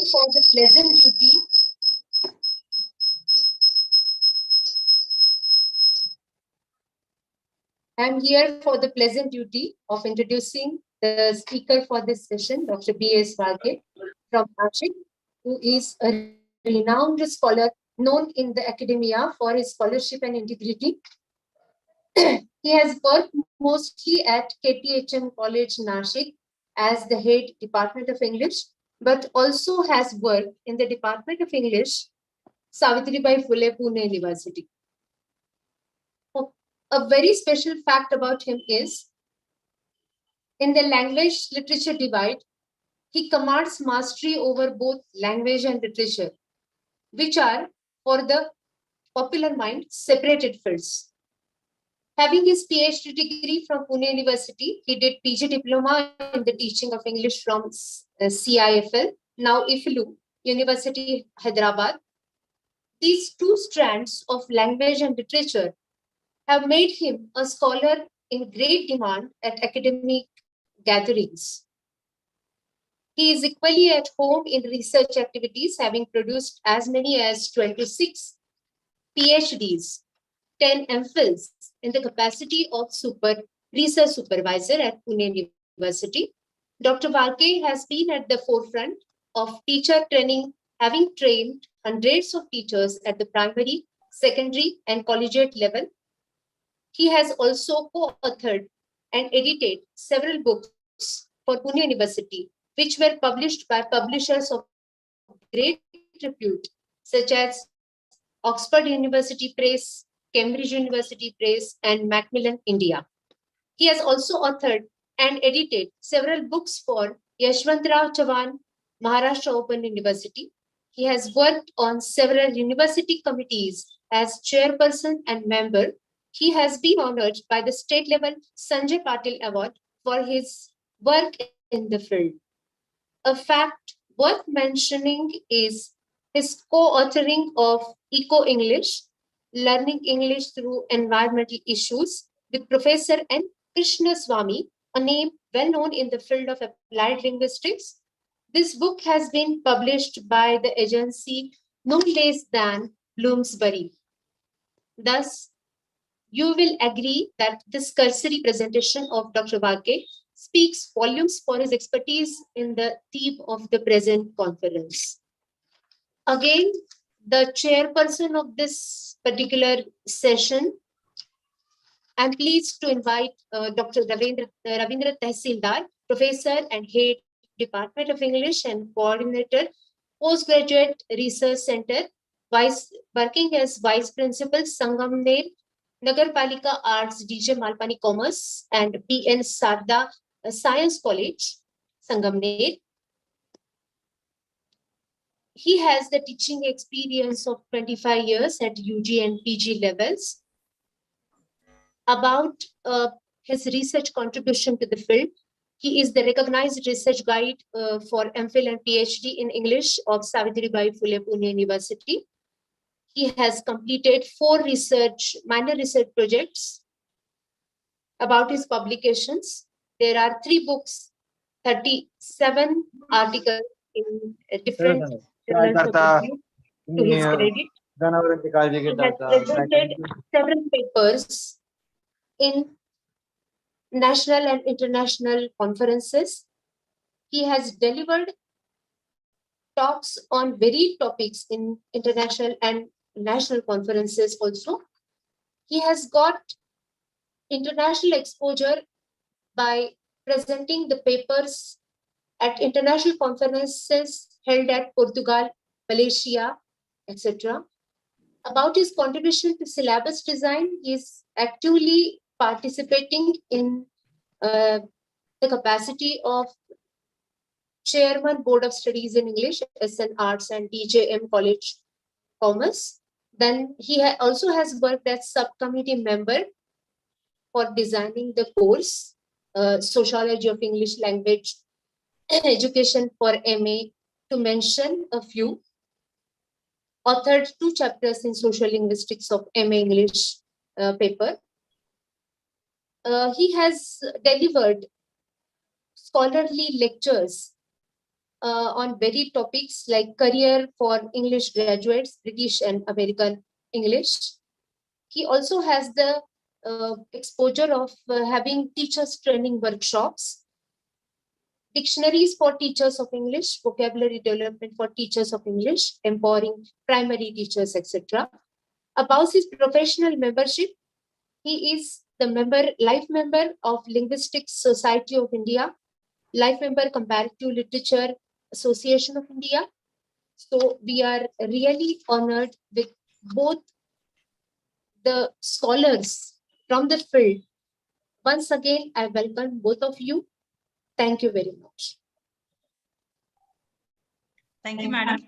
Thank you very much for this introduction. Now, I would like to request Dr. B.S. Walke, sir, Director, Academy for Communication in English, Nashik, for his speech. Dr. Walke, sir.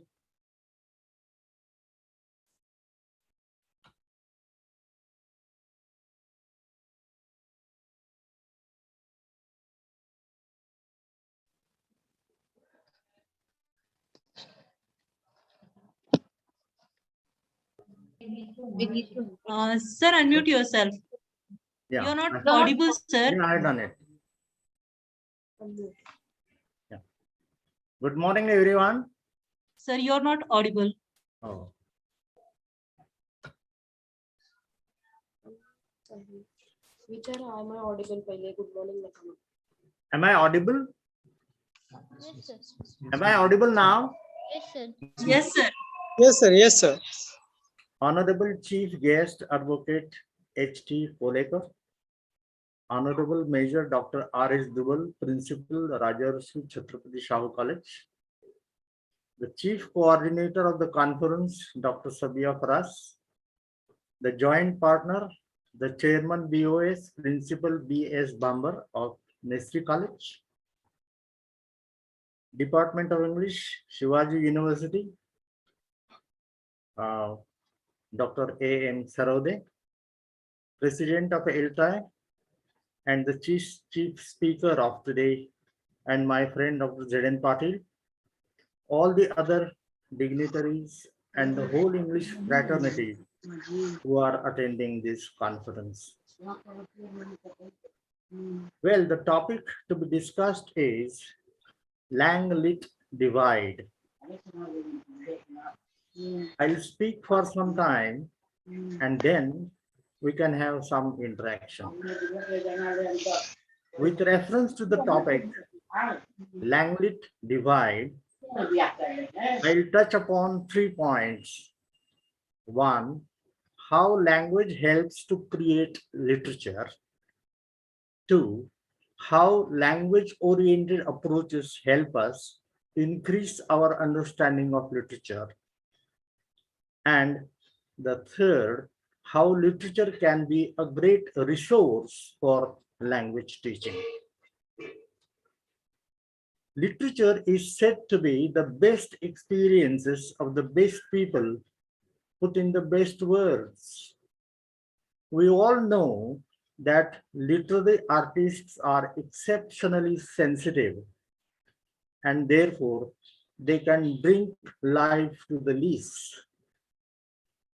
They also have an extraordinary power to make use of language, to give expression to their experiences and recreate them in an artistic way. They know how to put words together. They know which word can go with which word and what their implications would be. They are also experts in using language devices and sense devices or literary devices. At times, they deviate from the norm when the given language item is not able to serve their purpose. They achieve their purpose through defamiliarization and foregrounding. Apart from the rich experiences and an uncommon ability to make use of language, a literary person basically is an artist. As artists, these people are highly creative. They make literature work with probable impossibilities rather than impossible probabilities. Probable impossibilities means they offer an experience which may not happen in our real life, but the reader believes that it is very likely to happen. For this purpose, they create an air of reality. The basic material of literature is life, but it is not the real life. It is more than real than the real life. We know fully well that the person acting as Ram on the stage is not Ram. But in the theater, we strongly believe that he is Ram. In order to create this impression, the literary artist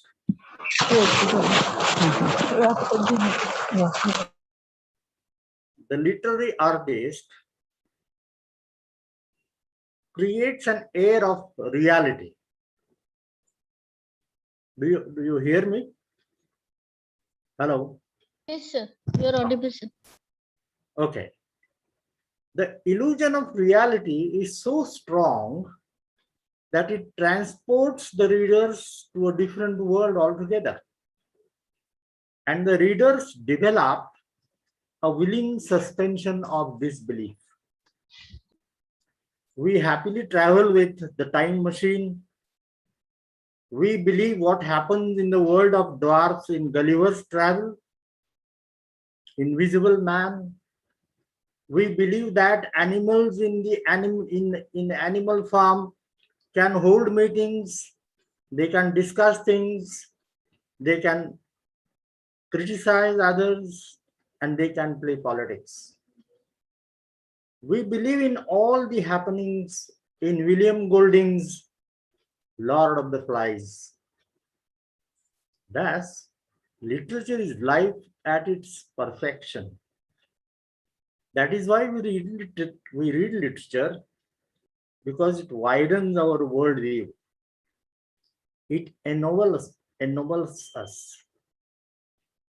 It enriches our understanding about life. The more we read literature, the more it sharpens our perception of life. By now, friends, you must have realized that literature is language in action. It gets manifested through language only. No language, no literature. In the same way, there cannot be a language without literature. Language can help us understand literature better. As you know, there are several approaches in order to study literature. We have a historical approach, a biographical approach, a feminist approach, a historical approach, a Marxist approach, a psychological approach, and so on and so forth. However, in the analysis and understanding of literature, language-oriented approaches are in the vogue. We can look at the literary piece from a chronological point of view, from the point of view of the syntax or semantics.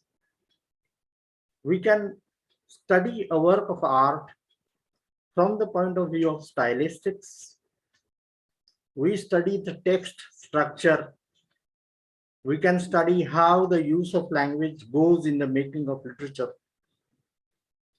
Stylistics, for example, is a method of textual interpretation.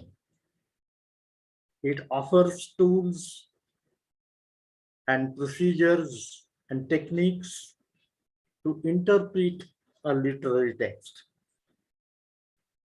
How are the literary effects created? Through linguistic means. So, with the help of the language approach, we can study language forms and their literary functions. We can understand different features of the text or the discourse, and we can understand different. So that is how language can be very helpful to understand literature. And the more we understand literature, the more we understand life. The third point, language learning and literature. I always believe that language learning and language and literature are closely related. Language learning happens as Dr. Patil has pointed out, very effectively if it is carried out in a context.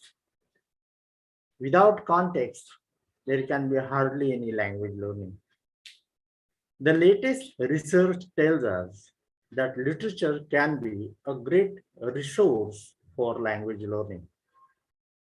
Vocabulary, sentence structures, paragraphs can be effectively learned through literary context. In fact, there is a series of books, Language Through Literature, published by the CIFL Hyderabad.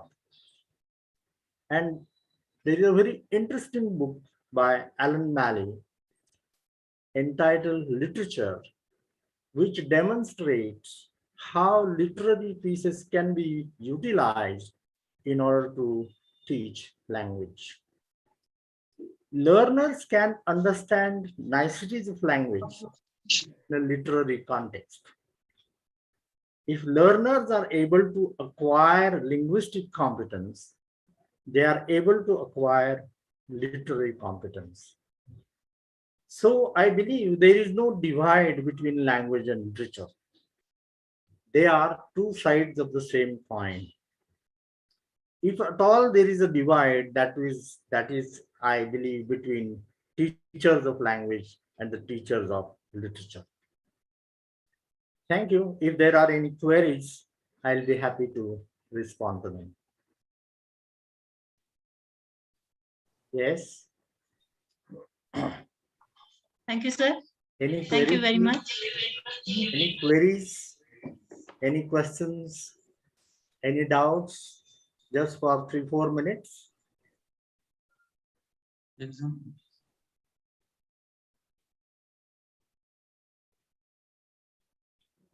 Fine. It seems that whatever I spoke did not create any doubts or any queries.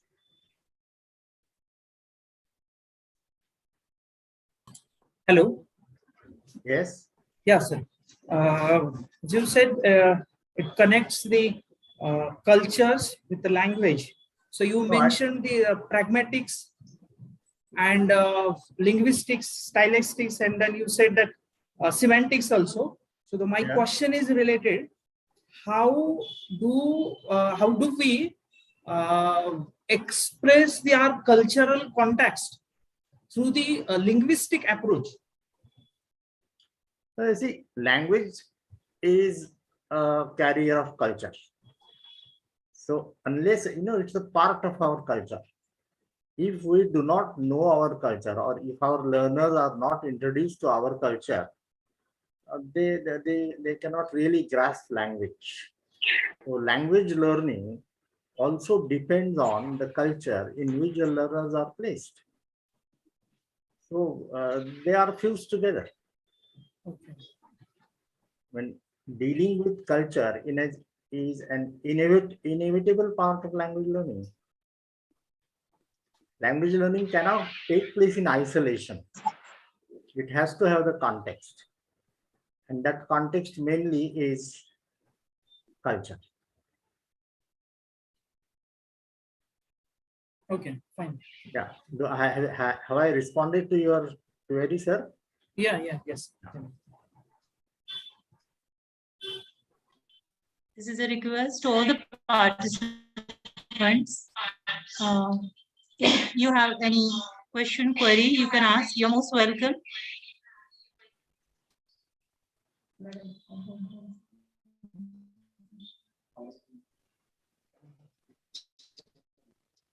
Sir, excuse me. Yeah. There is one question as a teacher of English. Okay.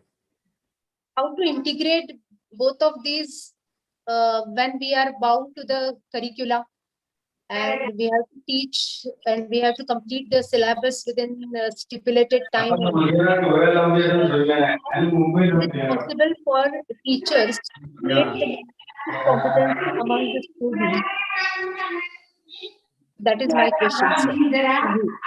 That's a very good question, and there is always a clash between the given time by the university and the completion of the syllabus and the actual teaching. That clash is always there. But somehow we teachers have to go beyond this, and we have to deal with, I can demonstrate, now there is no time, I can demonstrate how a literary piece could be used in order to teach language, that is language items, vocabulary, structures, at different levels. And the same piece of literature. For example, a very simple piece like Renu is a teacher. She teaches English. She works in a local school. Her school is far away from home, from her home.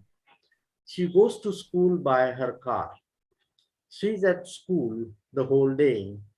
By the time Renu gets back, it is almost evening. Now, this is a simple description, but this can be used in order to introduce vocabulary items as well as different usages. Or even a story like Thirsty Crow can be utilized in order to teach language at different levels. So I believe literary pieces can always be very helpful to teach language. Okay?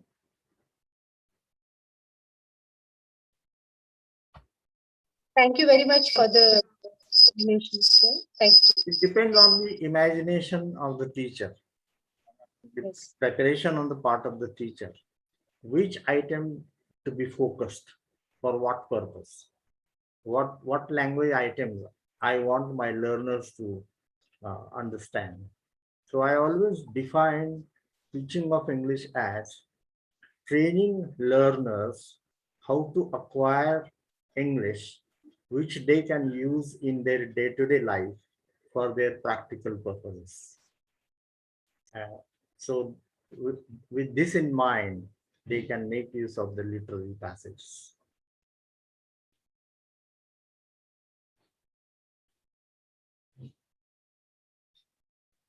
Yes?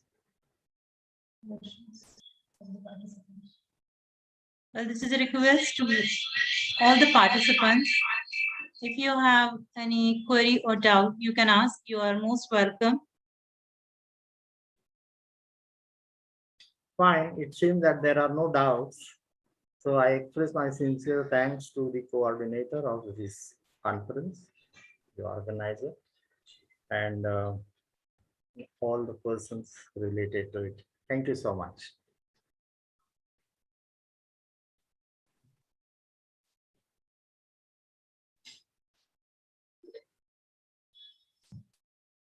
Thank you, sir. Thank you very much. Now I would like to request Professor Dr. R.B. Tehsildar, Vice Principal, GD Malpani College, Sangamner, for his chairperson speech. Dr. Tehsildar, sir. Thank you very much, ma'am. Am I audible? Yes, sir, you are. Okay. First of all, I thank YK sir for his wonderful session, so that he has initiated the discussion related to language literature divide, and I like the thing he spared more time for the questions. I will continue further.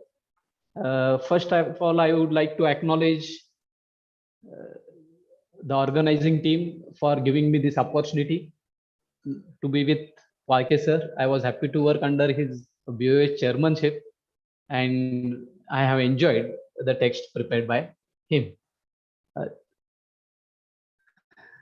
I thank Chief Guest Advocate Kodekar sir, principals of both the colleges, Shahu College Kolhapur and Kodekar College Nesri, Jhaden Patil sir, YK sir, Faras madam, and all the organizing team.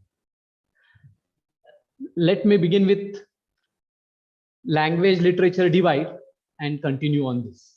There was very good question by Faras madam.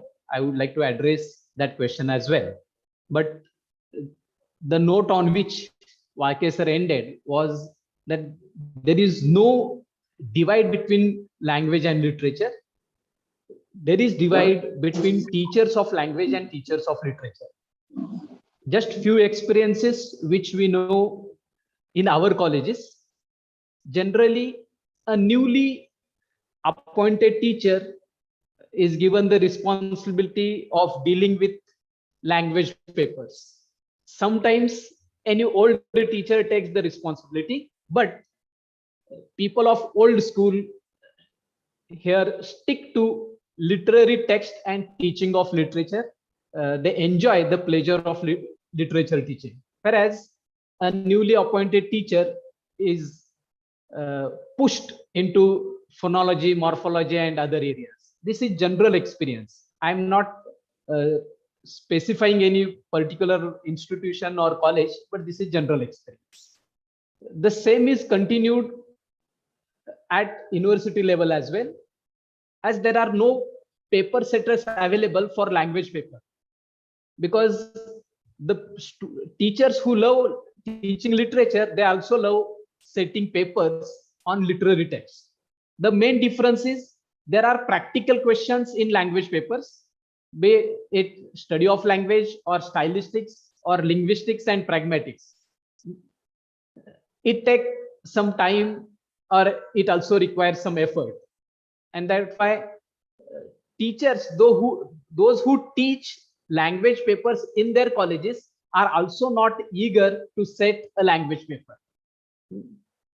And then I will like to switch to Marathi for purpose and tell you that Ami literature wale, Tumi language wale, such divide is continued even in the younger generation. The efforts needed for teaching literature and efforts needed to teach language are the same. But supporters of literature teach language through literature. They don't tell this. I will give you an example of poetry paper. When we talk about elements of poetry, especially sound devices like rhyme, rhythm, we are actually teaching language and not literature. Number of syllables in a line, or here specific rhyme scheme, purpose of rhyme scheme, or the patterns used for rhythm or meter. We are actually teaching language. But the unfortunate factor is, now I address to Faras madam question, that when we think of our question papers, questions are on what is the theme, what are the characters, what is the plot structure. Hardly there is any question on either a prescribed poem or any text related to language aspect in our question papers. We are worried about our results, and that's why in the question paper pattern there is no place for separately analyzing language aspect of literary text we teach. If we think of question papers of BA or MA English in Indian universities, we will come across that there are hardly any practical questions in our literature papers. We avoid going beyond asking them to point out figures of speech or analyze any literary device. Do you have any question on identifying sound devices or syntactic devices? Let me stick to poetry, for instance. Keep aside giving a short extract from novel or any scene from any play and asking them for finding out linguistic features. We don't do this because paper setting is time consuming, and as already considered, university doesn't allow us enough time to deal with language aspects of literary text. The real sufferers of this system are the students. Many subject experts complain about linguistic competence of the candidates, which they themselves have awarded B+. They say that language is poor. We have awarded marks for their literary competence and not linguistic competence. Unfortunately, can be said in this Corona and pre-Corona MCQ pattern, where linguistic competence of prospective teachers of English is not tested. Our question papers don't demand this. See, our evaluation procedures are related to our teaching methods. Means how? Our evaluation procedures determine our teaching methods. If there is no question in any of the question paper on literary text to test linguistic aspect of either a play, one-act play, short story, or a poem, then why we teachers of English would waste our time in teaching this in our classroom? The thing which we have to include is at least one practical question on linguistic aspect should be included in literary papers, literary question papers. Whatever text we may prescribe for it, at least one, 2 marks, 4 marks, maximum 5 marks. It will make students to answer those things, and it will make us teachers to deal with such areas in our regular teaching. We have to include these things in our COs as well, course outcomes. Demand of NAC, but we have to deal with these things. If we include these things in our course outcomes, the same would be beneficial. Here, again, I would give example of Walkeser's one book. He edited it very good. That is Poetry and Minor Forms of Literature. For more than 12 years, it was a prescribed text and it is now a reference text. Very good part of the book is every short poem, every short story, even like Golden Touch, has exercises which provides context on vocabulary, grammar. Such context is provided, but again to tell, unfortunately, there is no question in the question paper pattern or in the question paper itself on this part. And that good work is wasted by teachers and students, because we skip those pages and students also do this. Means there are good books produced by good publishers, but the main thing I would like to stress here is inclusion of practical question in our question papers may answer the questions asked here for harassment. Then one more thing I would like to tell you. Do we really develop literary competence of our students? When marks are awarded in internal or end semester examination to their answers related to theme or character, number of other factors we take into consideration. As I have said, we ignore linguistic competence, but the question is, do we consider literary competence of our students?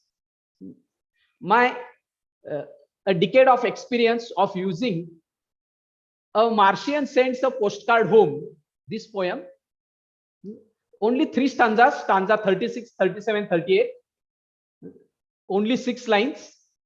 When I give it to the students of MA English, the description which is given in these 6 lines, 3 stanzas, students are hardly able to identify that it is description of a telephone. See, description is of a telephone, but what happens?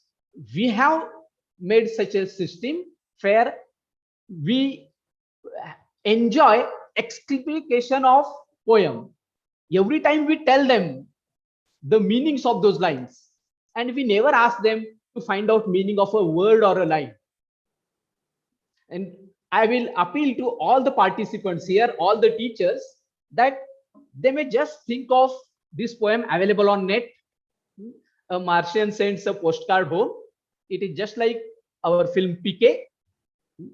And when that person describes the instrument, we readers, that is our students also, fail to understand it is description of a telephone box because of the images used. We never tell this to our students. Then I will go back to stylistics, one example, and I will stop. That is in relation to question paper. Widdowson has already told in stylistics and teaching of literature. Example is of question on Ode to the West Wind. Whether we ask any question on how the poet communicates through Ode to the West Wind, there is scope for developing communication skills as well. It is effective communication in Ode to the West Wind, but we never ask about the communicative ability either of the poet or whatever is reflected in the poem. Okay, thank you very much for this opportunity. Now I leave it to the teachers to give a thought to this. Thank you very much, organizers, for giving me the opportunity to chair the session of Walke sir. I feel lucky for this. Thank you very much, President sir. Addressing my question. Okay. Because this is a very challenging job, as Dr. Walke said just now in his speech, that developing language proficiency is the teacher needs to be more creative, and integrating language and literature in curriculum is the task which is to be completed by teachers, teacher fraternity only. Thank you very much for both of you. Thank you. Thank you very much, sir. Tahsildar sir. Thank you, Faraz madam. Now I would like to invite Mr. Digvijay Dhere sir, Department of English, Rajashri Chhatrapati Shahu College, to conclude this session by proposing a vote of thanks. Dhere sir.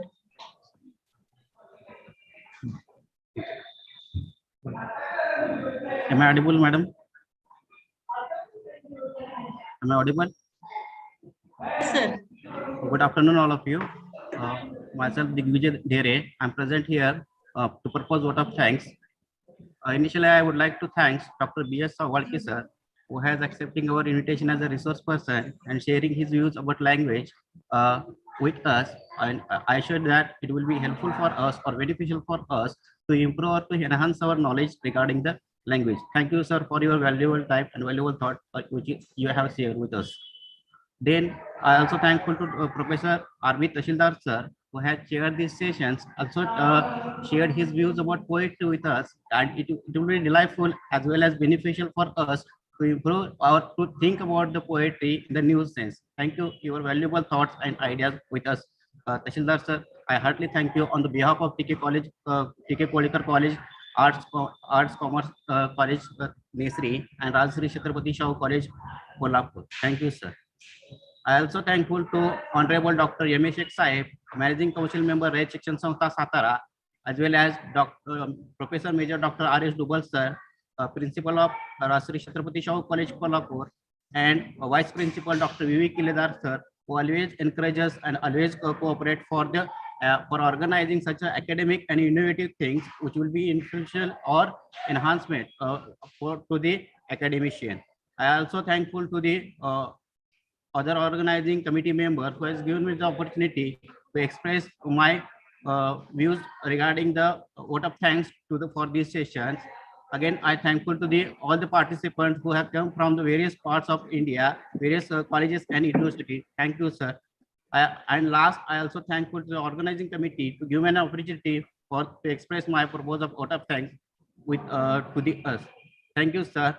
On the permission of chairperson, I will declare the session is over, and I request to Mrs. Murkar madam to conclude to continue the session. Thank you.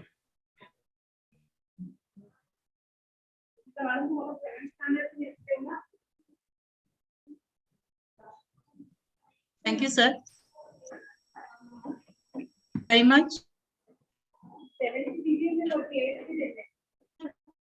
And culture, as we know, literature is the and saying with ordinary words something extraordinary.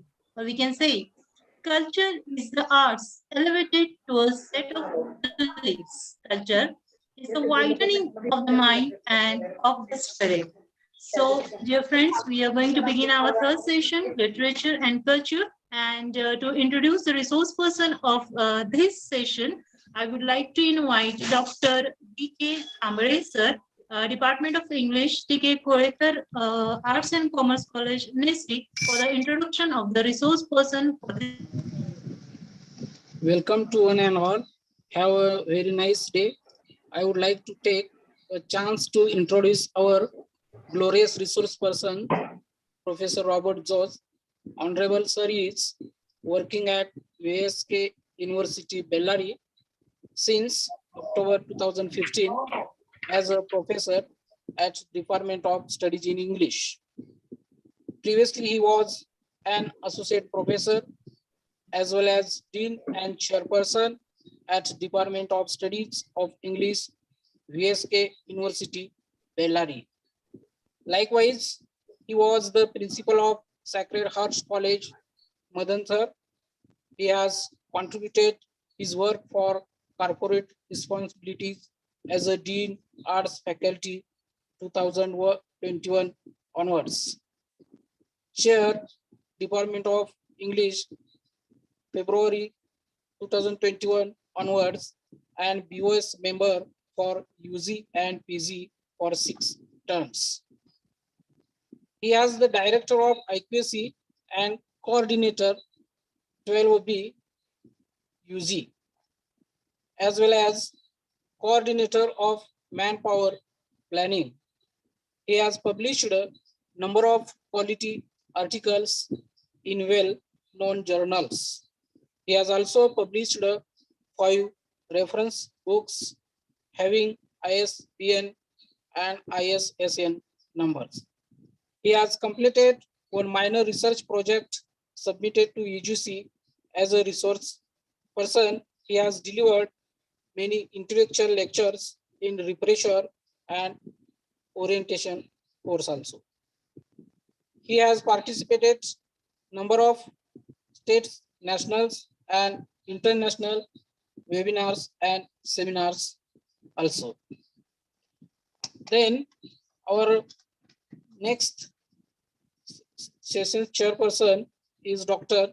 R.A. Kadakne, Head Department of English, Rajaram College, Kolhapur. Having a teaching experience of 20 years, he has also well-known research experiences for 8 years. He has participated in number of state, national, and international level of seminars and conferences. He has published many research papers in national and international refereed journals also. He has also published well-known multiple books. He is known for his radio talks on All India Radio, Kolhapur. He is also a well-known translator of Marathi literature. He has a specialization in comparative literature, narratology, linguistics, and Indian English literature also. With these short introductions, once again, I welcome our resource and chairpersons and all participants. Thank you.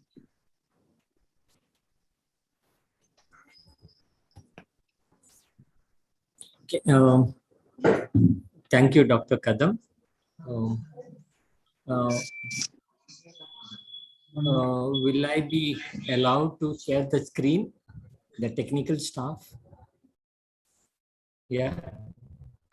Just a minute, sir. Just a minute. Yeah, sure, sure. No problem.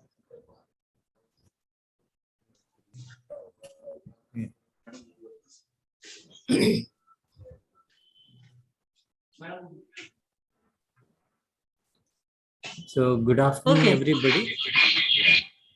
You may start, sir. Has it been enabled? Has the screen sharing has been enabled? Hello? Yes, sir. You are audible. Yeah. Is the screen sharing option enabled? Just a minute, sir. Yeah, no problem. So I think till it gets enabled, let me just have 1 or 2 points to, yeah, that's it.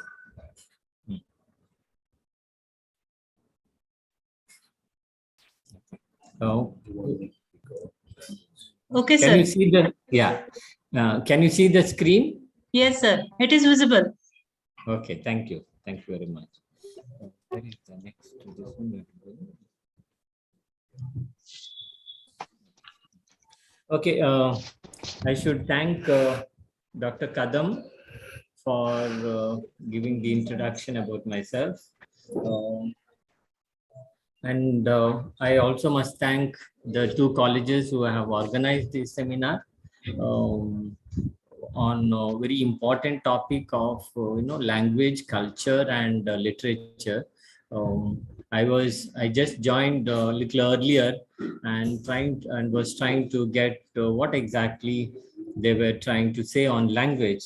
And I think from language we come to culture and how culture is related to literature. So I also thank Dr. Sabia Faras, who is the organizing secretary of this day's conference. So let me straight away start with the presentation. Yeah, I hope everyone can see the slide. There is no problem about it. Am I right? Yeah. It is visible to everyone, sir. Okay, okay.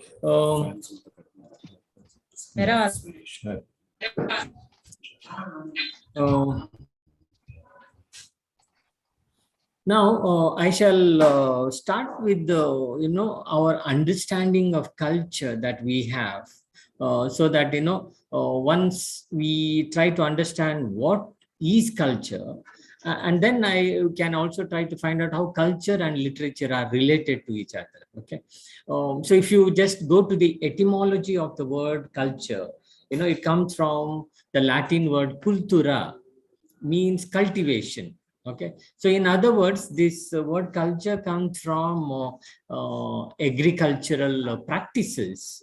Okay, and even in that word agriculture, you have agri and culture. Okay, so in other words, it is culture is not something that is given, but that something that is cultivated, something that is constructed, right? As we cultivate paddy, as we cultivate sugarcane, so we also cultivate what we call as culture. Okay, so this is the etymological meaning of the word culture, and I'm sure all of you are aware of the etymological meaning. I'm not saying something new here. Then you also have, in the 19th century, when this debate on culture began in the European continent, and we have a couple of writers, starting from Matthew Arnold, who wrote Culture and Anarchy. Okay, and the idea that Arnold gave in the 19th century, in the second half of the 19th century, to a certain extent, we as students of literature continue, whether we are students of literature in English or Marathi or Kannada or Tamil, take any language, some of our assumptions about culture, we owe very much to Matthew Arnold. And one of the very important thoughts of Matthew Arnold is culture is something that is the best that has been taught and studied.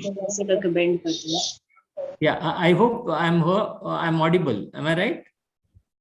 Okay. Hello.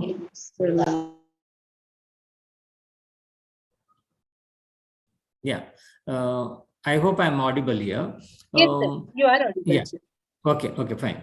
So, for Arnold and for us, as I was saying, irrespective of our literary backgrounds, one of the assumptions that we have about culture is the best that has been taught and said in the world. And you can get this in his very important book, Culture and Anarchy, where he also tries to distinguish between three types of people in the society in London in the second half of the 19th century. And he sees the aristocrats, whom he calls as barbarians, and these are slowly a dying tribe. This is how he tried to, describe the aristocratic class in the second half of the 19th century. And the second group he found in London or in Europe in general was the middle class. And he calls them as Philistines. And one of the characteristics he notes, he observes in the middle class is that this middle class is only after money. Getting and spending, we lay waste our powers. That's what William Wordsworth would say. And a similar kind of a sentiment gets echoed by Arnold when he addresses the middle class as Philistines, that they have lost any connection with the values. Their only value is to, to make money and spending and getting. This is the kind of a the cycle in which they move about. And the third group he sees in London is the working class, or the poor class, you can call it, whom he addresses as populace. And what is the characteristics of these populace? The populace are the people who would, destroy the public buildings, public gardens, and they do not have any culture. That they do not have any culture. They are anarchic. The title of the book, Culture and Anarchy. So this is how he looked at the society of London and said that I can see three types of groups: the barbarians, the Philistines, and the populace. Okay. And then he said, then where can we have culture if these three people are engrossed in their own self-interest? So where can we have culture? And he said the people who are cultured can be the creamy people from all these three groups, whether they're barbarians or Philistines or populace, who have gone beyond the interest of their respective classes or groups, who are not attached to the interest of Philistines or attached to the interest of the barbarians or attached to the interest of the populace. Okay, they are beyond this. And their only goal is to find out the best that has been taught and said in the world, and this is where Arnold would say that culture can strive itself. And this tradition of Arnoldian understanding of culture is, gets passed on in the 20th century with F.R. Lewis, with T.S. Eliot, and many others who belong to what we call as a new critical school of thought. So this idea was very dominant in the last part of the 19th century and the first half of the 20th century. Okay.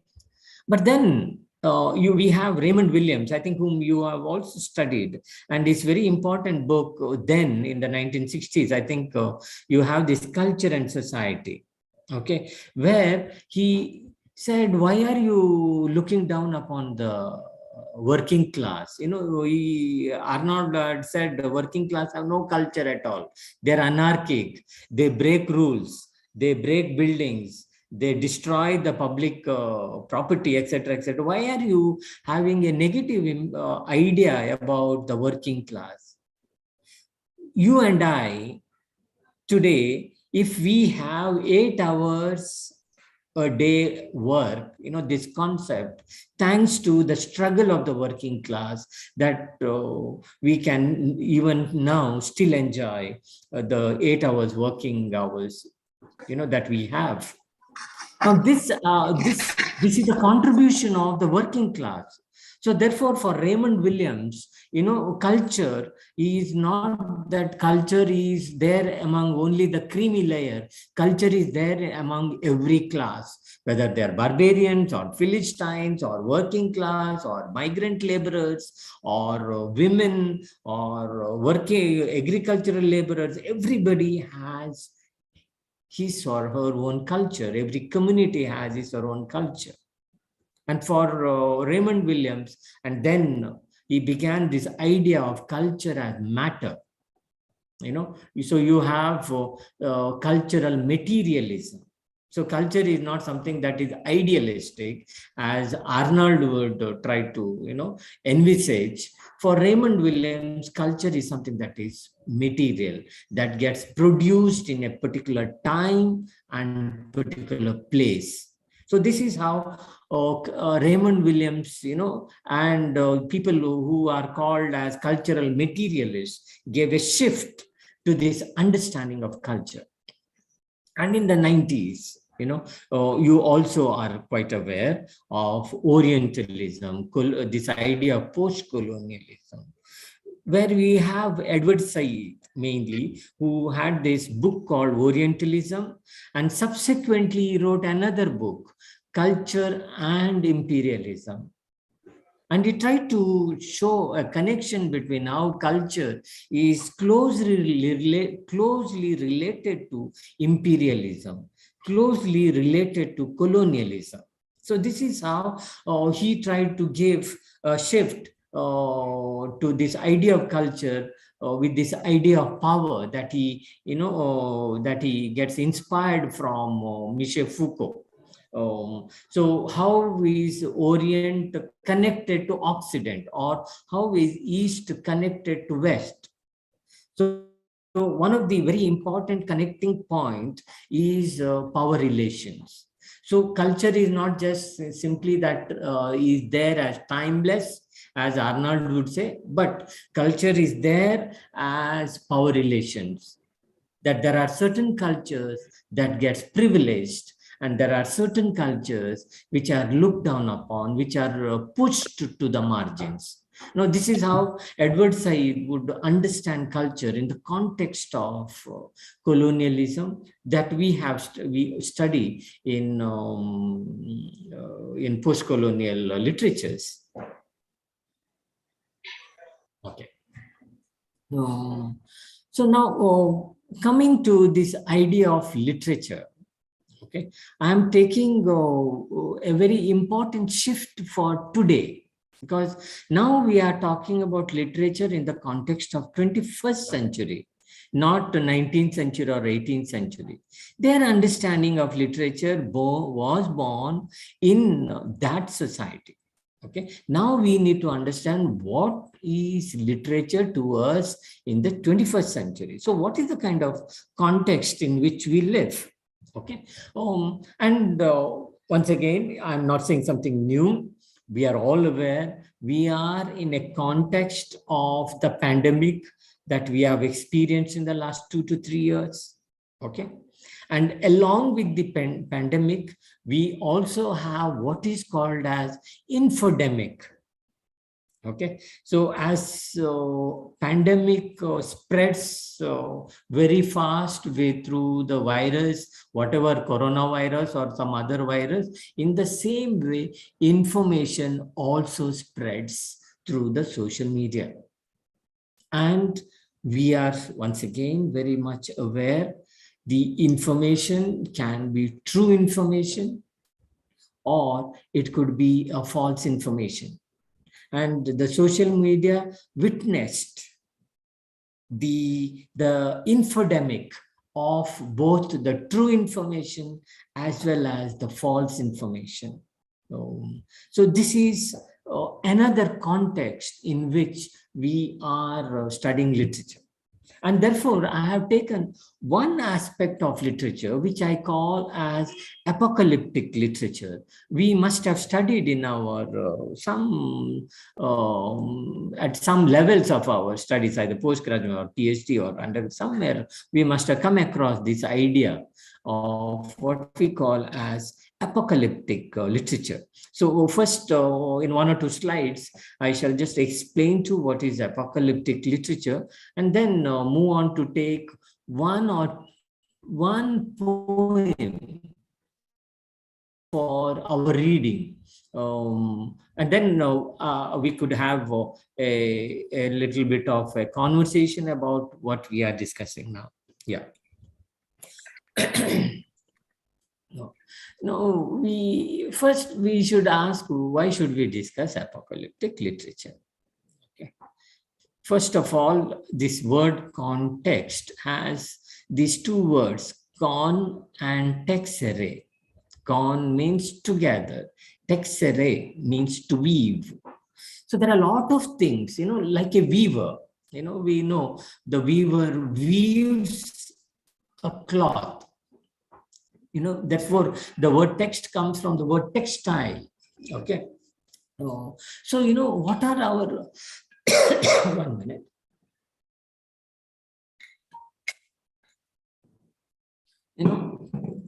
What is that context that we have? We have this crisis of communities. We have the crisis of authority. And then we have what is called as technological interruption or intervention in the form of artificial intelligence. I'm just placing 3 or 4 points. I'm not,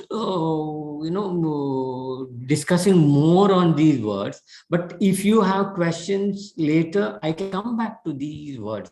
Like, for example, crisis of authority. Right?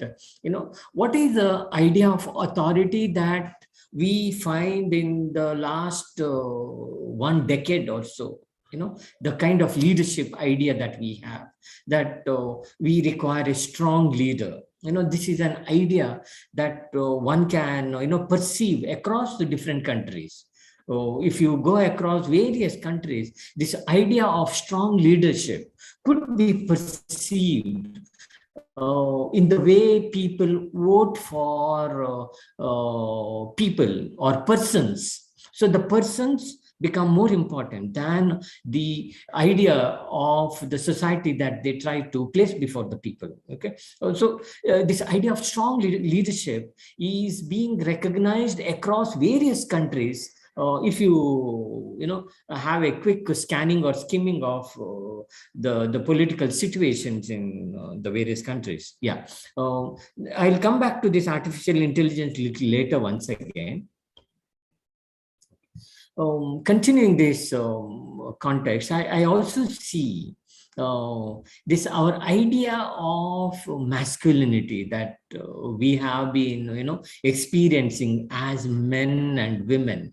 Okay, we also expect men to be very strong, manly, muscular, violent, and decision maker. Who can give a single decision. Now, this is a kind of a culture that we can once again perceive in the society. Then, as I told you, crisis of social media in terms of infodemic. And in terms of livelihood, our own students, once they finish their studies, either undergraduate or postgraduate, are faced with a stark reality of employment, whether the employment is ready for them or they have to be unemployed for a very long period in their lifetime. Okay, now this is one question that our own students face especially in the couple of years, and post-COVID, this experience has been what you call precipitated. Then you have these ideas of sustainable development. Then the idea of citizenship in terms of the consumer behaviors of the people around. So ultimately, the mood in the world is an apocalyptic mood. Okay, this is what we see in this. So then, what is this apocalyptic mood? Most probably some of you are aware of this Nostradamus who would say that in 2012 the whole world will end, 2020 the world will come to an end. You have this mood of destruction, a complete destruction. So the meaning of the word apocalypse means a complete destruction of the world, of a massive scale. And accordingly, the mood is pessimistic and not optimistic. This is the meaning of the word apocalypse. Okay, so you please understand this part, and so that we can know. And this apocalypse can happen for 3 to 4 reasons that I have put it here. One is the climatic change due to depletion of ozone layer or earthquakes, etc., or destructive events like nuclear holocaust, world wars, artificial intelligence. I put a question mark once again, or medical, that we have experienced in the last 2-3 years. And then you have the eschatological, that the God will see to it that the world will come to an end, because the world has undergone a lot of suffering. There is a lot of injustice, violence, so the world has to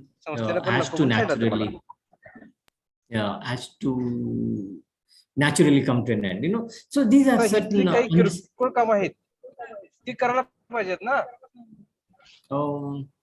can you mute your audio, the person who is talking? Okay. So shall I? Okay. Shall I move on to the next slide? Yes, sir. Yes, sir. Please. Yes, sir. Yes. Yeah. So what is the impact of this apocalyptic mood? And all of us are going through this apocalyptic mood.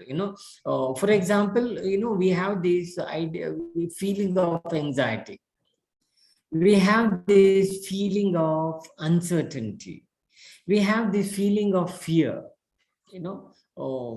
These are some of the overarching feeling that we undergo in this what we call as the apocalyptic mood.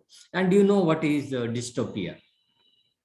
Now let's come to apocalyptic literature. So first, what I have done now is what is apocalypse? Okay, and apocalyptic mood.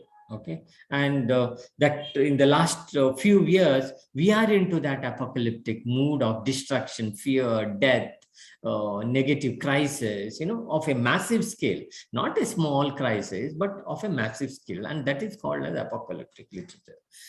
Apocalypses. Now let's come to apocalyptic literature, and it has a long history of more than 250 years. Okay, where if you go to certain of the books of the Bible, you have Daniel, Enoch, and others who have written these apocalyptic literature. And some of the features of apocalyptic literature is fantastic imagery, riddles, numerical speculations, 666, 789, they give certain riddles, certain numbers, and people try to unravel what do these numbers signify.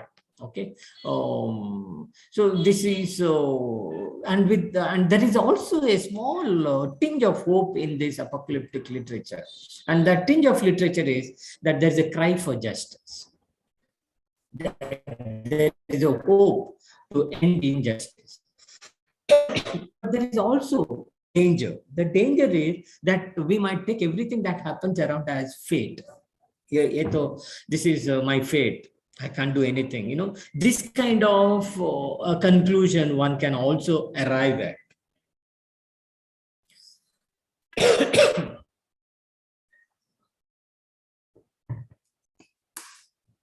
So we have a couple of examples of apocalyptic literature. You take Orwell's 1984, Huxley's Brave New World. These are examples for apocalyptic literature. And in 1984, when there was a military coup in Thailand, one of the protesters against the military invasion read 1984. And the journalist asked him, why are you protesting alone? There was nobody around him. And his method of protest was sitting in the public place and reading the book 1984 written by Orwell. And his statement is, with an ordinary person succumbing to dictatorship, he is brainwashed and swallowed up by dictatorship. If everyone else is willing to give up, then I'll probably have to give up too. And the last line of 1984 is, he loved Big Brother. In other words, this apocalyptic mood can make a person so distressful that he or she can ultimately embrace dictatorship. Okay, and this is the last line of 1984. And for the sake of the discussion here, I have just taken a small poem. Probably another 5 minutes I can stop. Sabia, am I right? Yeah, Sabia, or the chairperson of this session. Yeah, anyway, I have taken one poem to understand what is this apocalyptic literature. Okay, and he wrote this poem in 1919, and the context was First World War.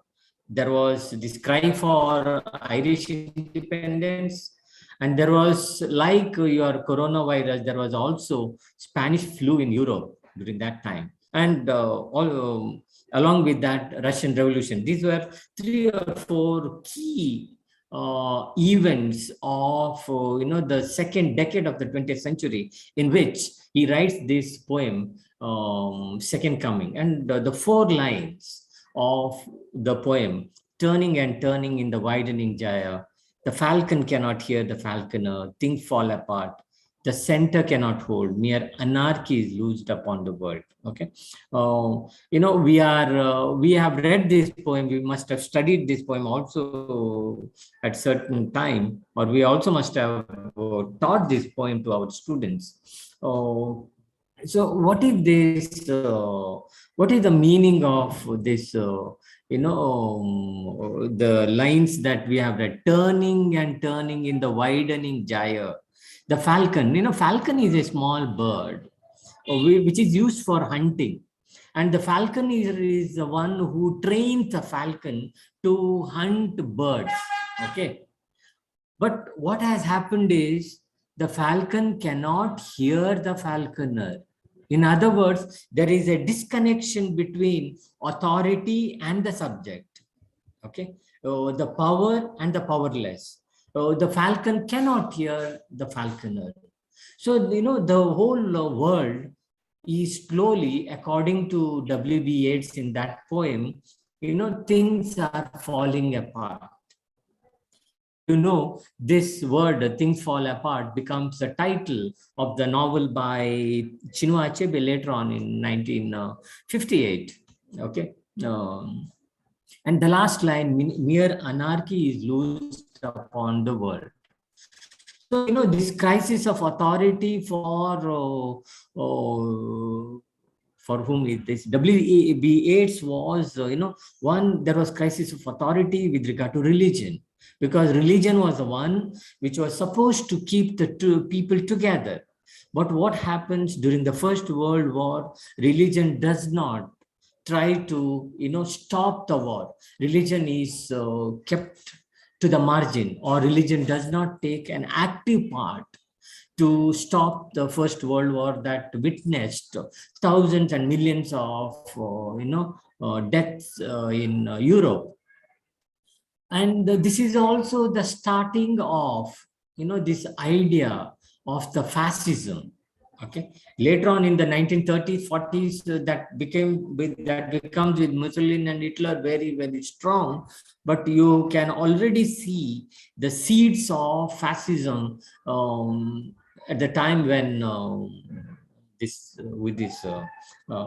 W.B. Yeats wrote this poem. And then he said, reason, science, which was supposed to give an idea of development, has been used for sophisticated weapons. Okay. So therefore, our authority of religion, our authority of politics, our authority of science have lost touch with the falcon. Therefore, falcon cannot hear the falconer. Oh, now this is one idea of this apocalyptic literature that we have. Means I'm just taking up one or two points just now. So we can say second coming has 103 years, and once again, whenever there was some crisis, they have used the lines of second coming.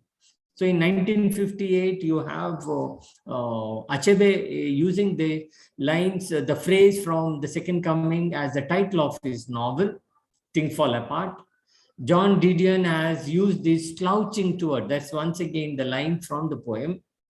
And when you had 9/11 in New York, once again, the newspapers have used Things Fall Apart as a catchy phrase to highlight the massive destruction that happened. So now 2020 with COVID-19, once again, the lines of second coming have been evoked by various writers to try to capture the mood, the destruction of the massive destruction that is happening across the world. Okay. Now let's come to the last couple of points here before I stop. Maybe I think 2-3 minutes. The new normal that we have with the fear, uncertainty, family time, technological revolution, media revolution, and surveillance. These are the new normal that all of us are going through. Okay. And then you have, as we have economic recession, we also have social recession. That there is what we have been using, social distancing. But what happens with the social distancing is that it also has created psychological ill health among the people. Because, one of the things that we require is touch. One of the things that we require is relationship. All these things have been lost in this period. Okay. Let's take this particular second and third point. Video conferencing can help, but it will require more work from the brain than physical presence would. And now that we are in the video conferencing kind of a mode of these online conferences, naturally, our brain requires more energy to engage ourselves as participants or maybe as speakers. Okay. I'm skipping this apocalyptic classroom for the time being. In case there are questions, I'll be back with you. And the last point that I want to take up is Happiness Index 2022, with culture and literature. What is required today is of happiness. And therefore, I've taken the quotation from Socrates, who says, what's the point in battleships and city walls unless the people building them and protected by them are happy? This is what he said around 2,500 years ago. But in the last 10 years, the world has, once again woken up to this idea of happiness, and we are celebrating the 10 years of this idea of happiness index. Okay, this is the 10th year. As you know, India has a lot to work in terms of developing our happiness. I think our idea of culture and our idea of literature should be connected with the idea of happiness. Otherwise, why should we have literature? Why should we have culture? And that's a question Socrates would asked around 2,500 years ago. And now, once again, we need to ask the same question. Why do we require culture? Why do we require literature? If these two things do not give us this sense of happiness, sense of trust, sense of satisfaction, sense of peace and calmness in the world. I think with these few points, I shall stop. I have hurried up a little bit. Maybe with your questions, I can respond to some of them. Yeah, thank you very much. Shall I stop this one sharing?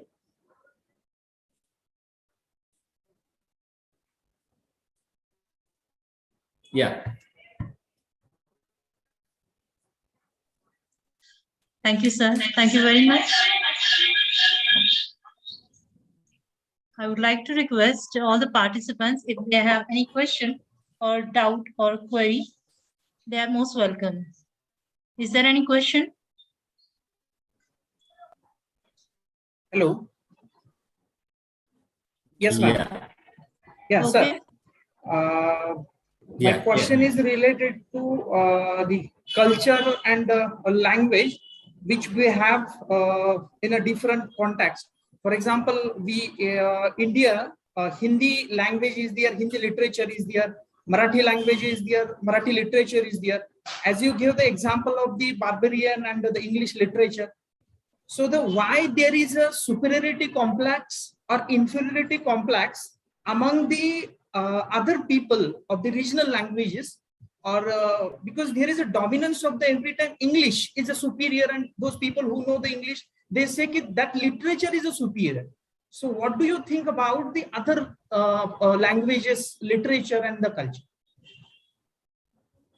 Yeah, thank you for asking this question. I think this question has more than 100 years of history. So, in 1905, Tilak asked a similar kind of a question, Bal Gangadhar Tilak, and he said, we require a national language. Okay, because as India, how do we connect ourselves from Kashmir to Kanyakumari, or from Kolkata to Mumbai, or whatever, from across? So we require a national language, and that debate began, at the beginning of the 20th century. And in this debate, a lot of the players also joined. Gandhiji joined, Nehru joined, and then people in South India said, can we have Hindi as our national language? Okay, this one debate we can, trace. But the other debate, your direct question is, which Gandhiji responded to, what is this, who is this, our Mulk Raj Anand. When Mulk Raj Anand gave the manuscript of Untouchable to Gandhiji to read, Gandhiji said, you can write in any language, you can also write in English. But write it in simple English. That was a piece of advice Gandhiji gave it to Mulk Raj Anand then in 1930s, when Anand gave a manuscript copy to Gandhiji to read and give his comment. But mind you, Gandhiji was against English. Now, how do you understand? Gandhiji was against English on the one hand, but on the other hand, he said, you go ahead, you write in English, whatever language that you have, but write it in simple English. You have this dichotomy of Gandhi's response. Now, to understand this, we must understand Gandhi's mind in the sense Gandhi was against English because of its imperialist nature, that it is used as a tool of domination. So he was against all tools of domination, including using language as a tool of domination. So that is where, Gandhiji was against English. And probably this is why, among us, we have this idea of English being superior, because that has come along with colonial experience in India. And those who knew English could get employment in colonial administration. And those who did not know English, who could not get jobs in colonial administration. And therefore, this experience of English as an imperial or a dominant language is there from the 19th century onwards, when the East India Company introduced English education in India. So this is one mood that we can perceive in India. But at the same time, let us also remember in the 19th and the beginning of the 20th century, English literature written by Indians was not popular. It was the literature that were written by the regional writers, whether it is Kannada or Marathi or Tamil or Bengali or Hindi. These were the literatures that were very, very popular, and not the literature that were written by Indians in English. Okay, I think this is my quick response. But what is required is deconstructing this idea of English as superior language and other languages as inferior. It has happened at various historical junctures, but we need to perceive it, and we also need to go forward this with this kind of an idea that English is not a language that is neither superior nor inferior. I think that's the kind of an attitude that we can develop in the context of English and the regional languages and literatures. Yeah, I hope I have tried to respond. Yes, I got it, sir. Thank you, sir. Thank you, sir. Thank you very much. Now I would like to request Dr. R.A. Kadakne, sir, Head, Department of English, Rajaram College, Kolhapur, for his chairperson speech. Dr. Kadakne, sir.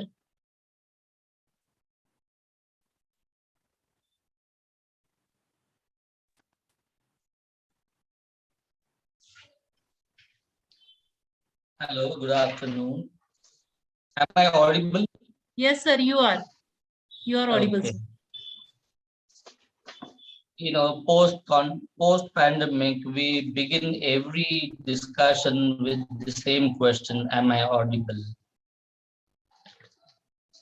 That has become part of our today's culture. But anyway, in our culture, afternoon is not supposed to be a very good time for an intellectual discussion.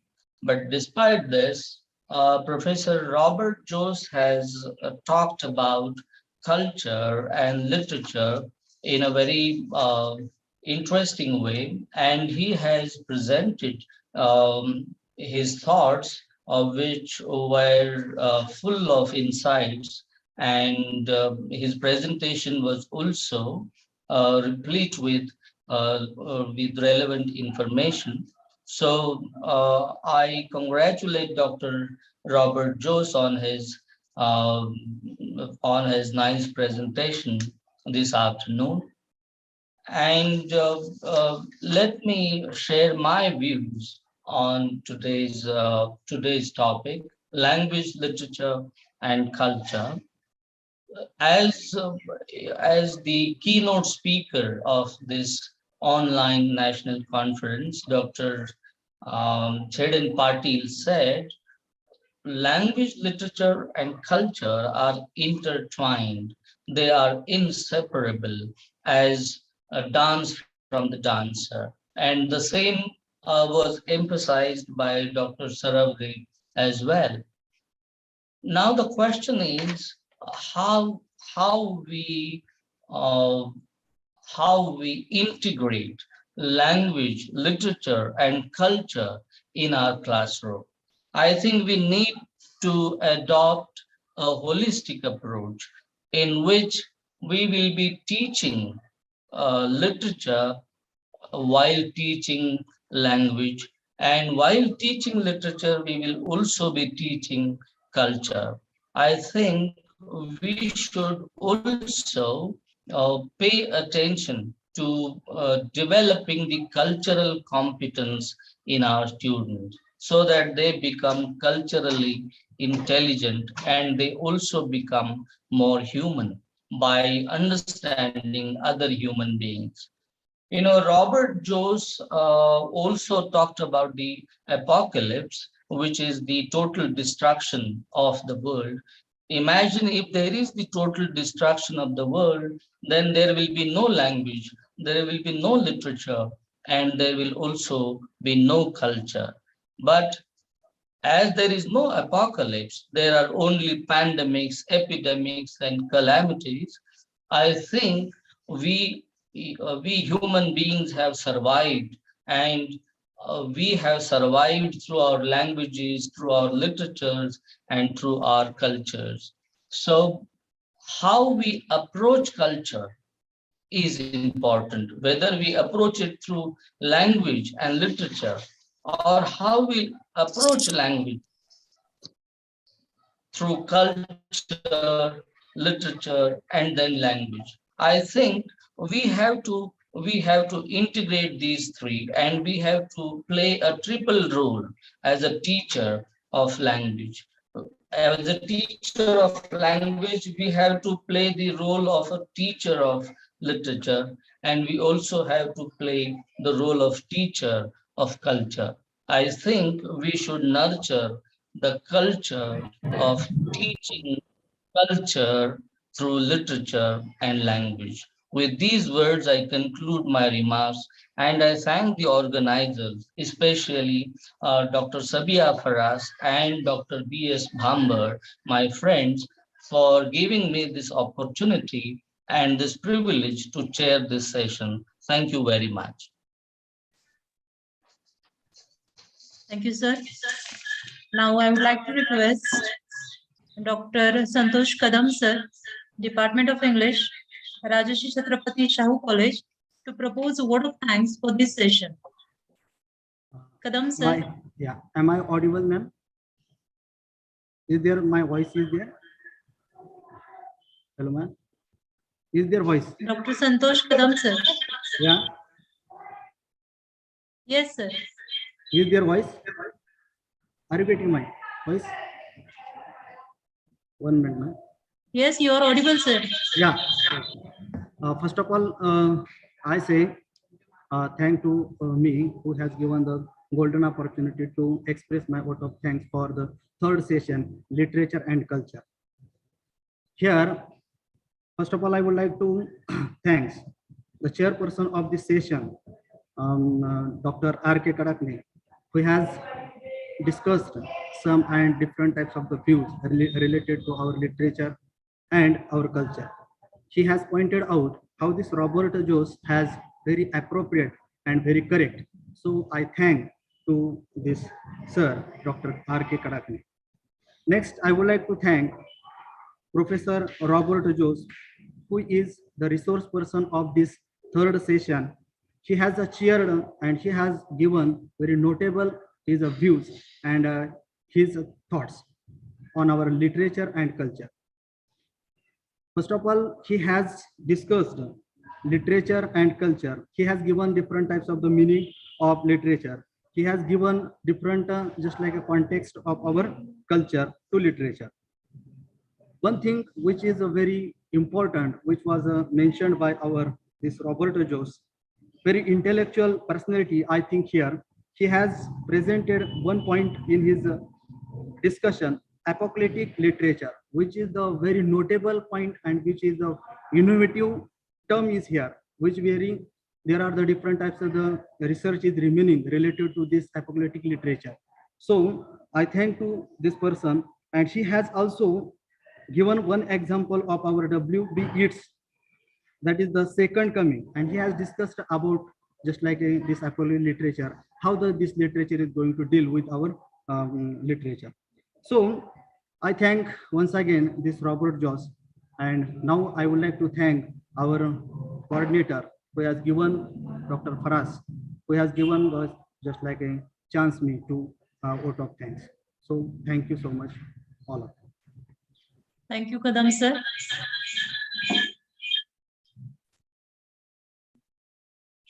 Thank you very much. Now I would like to request all the participants.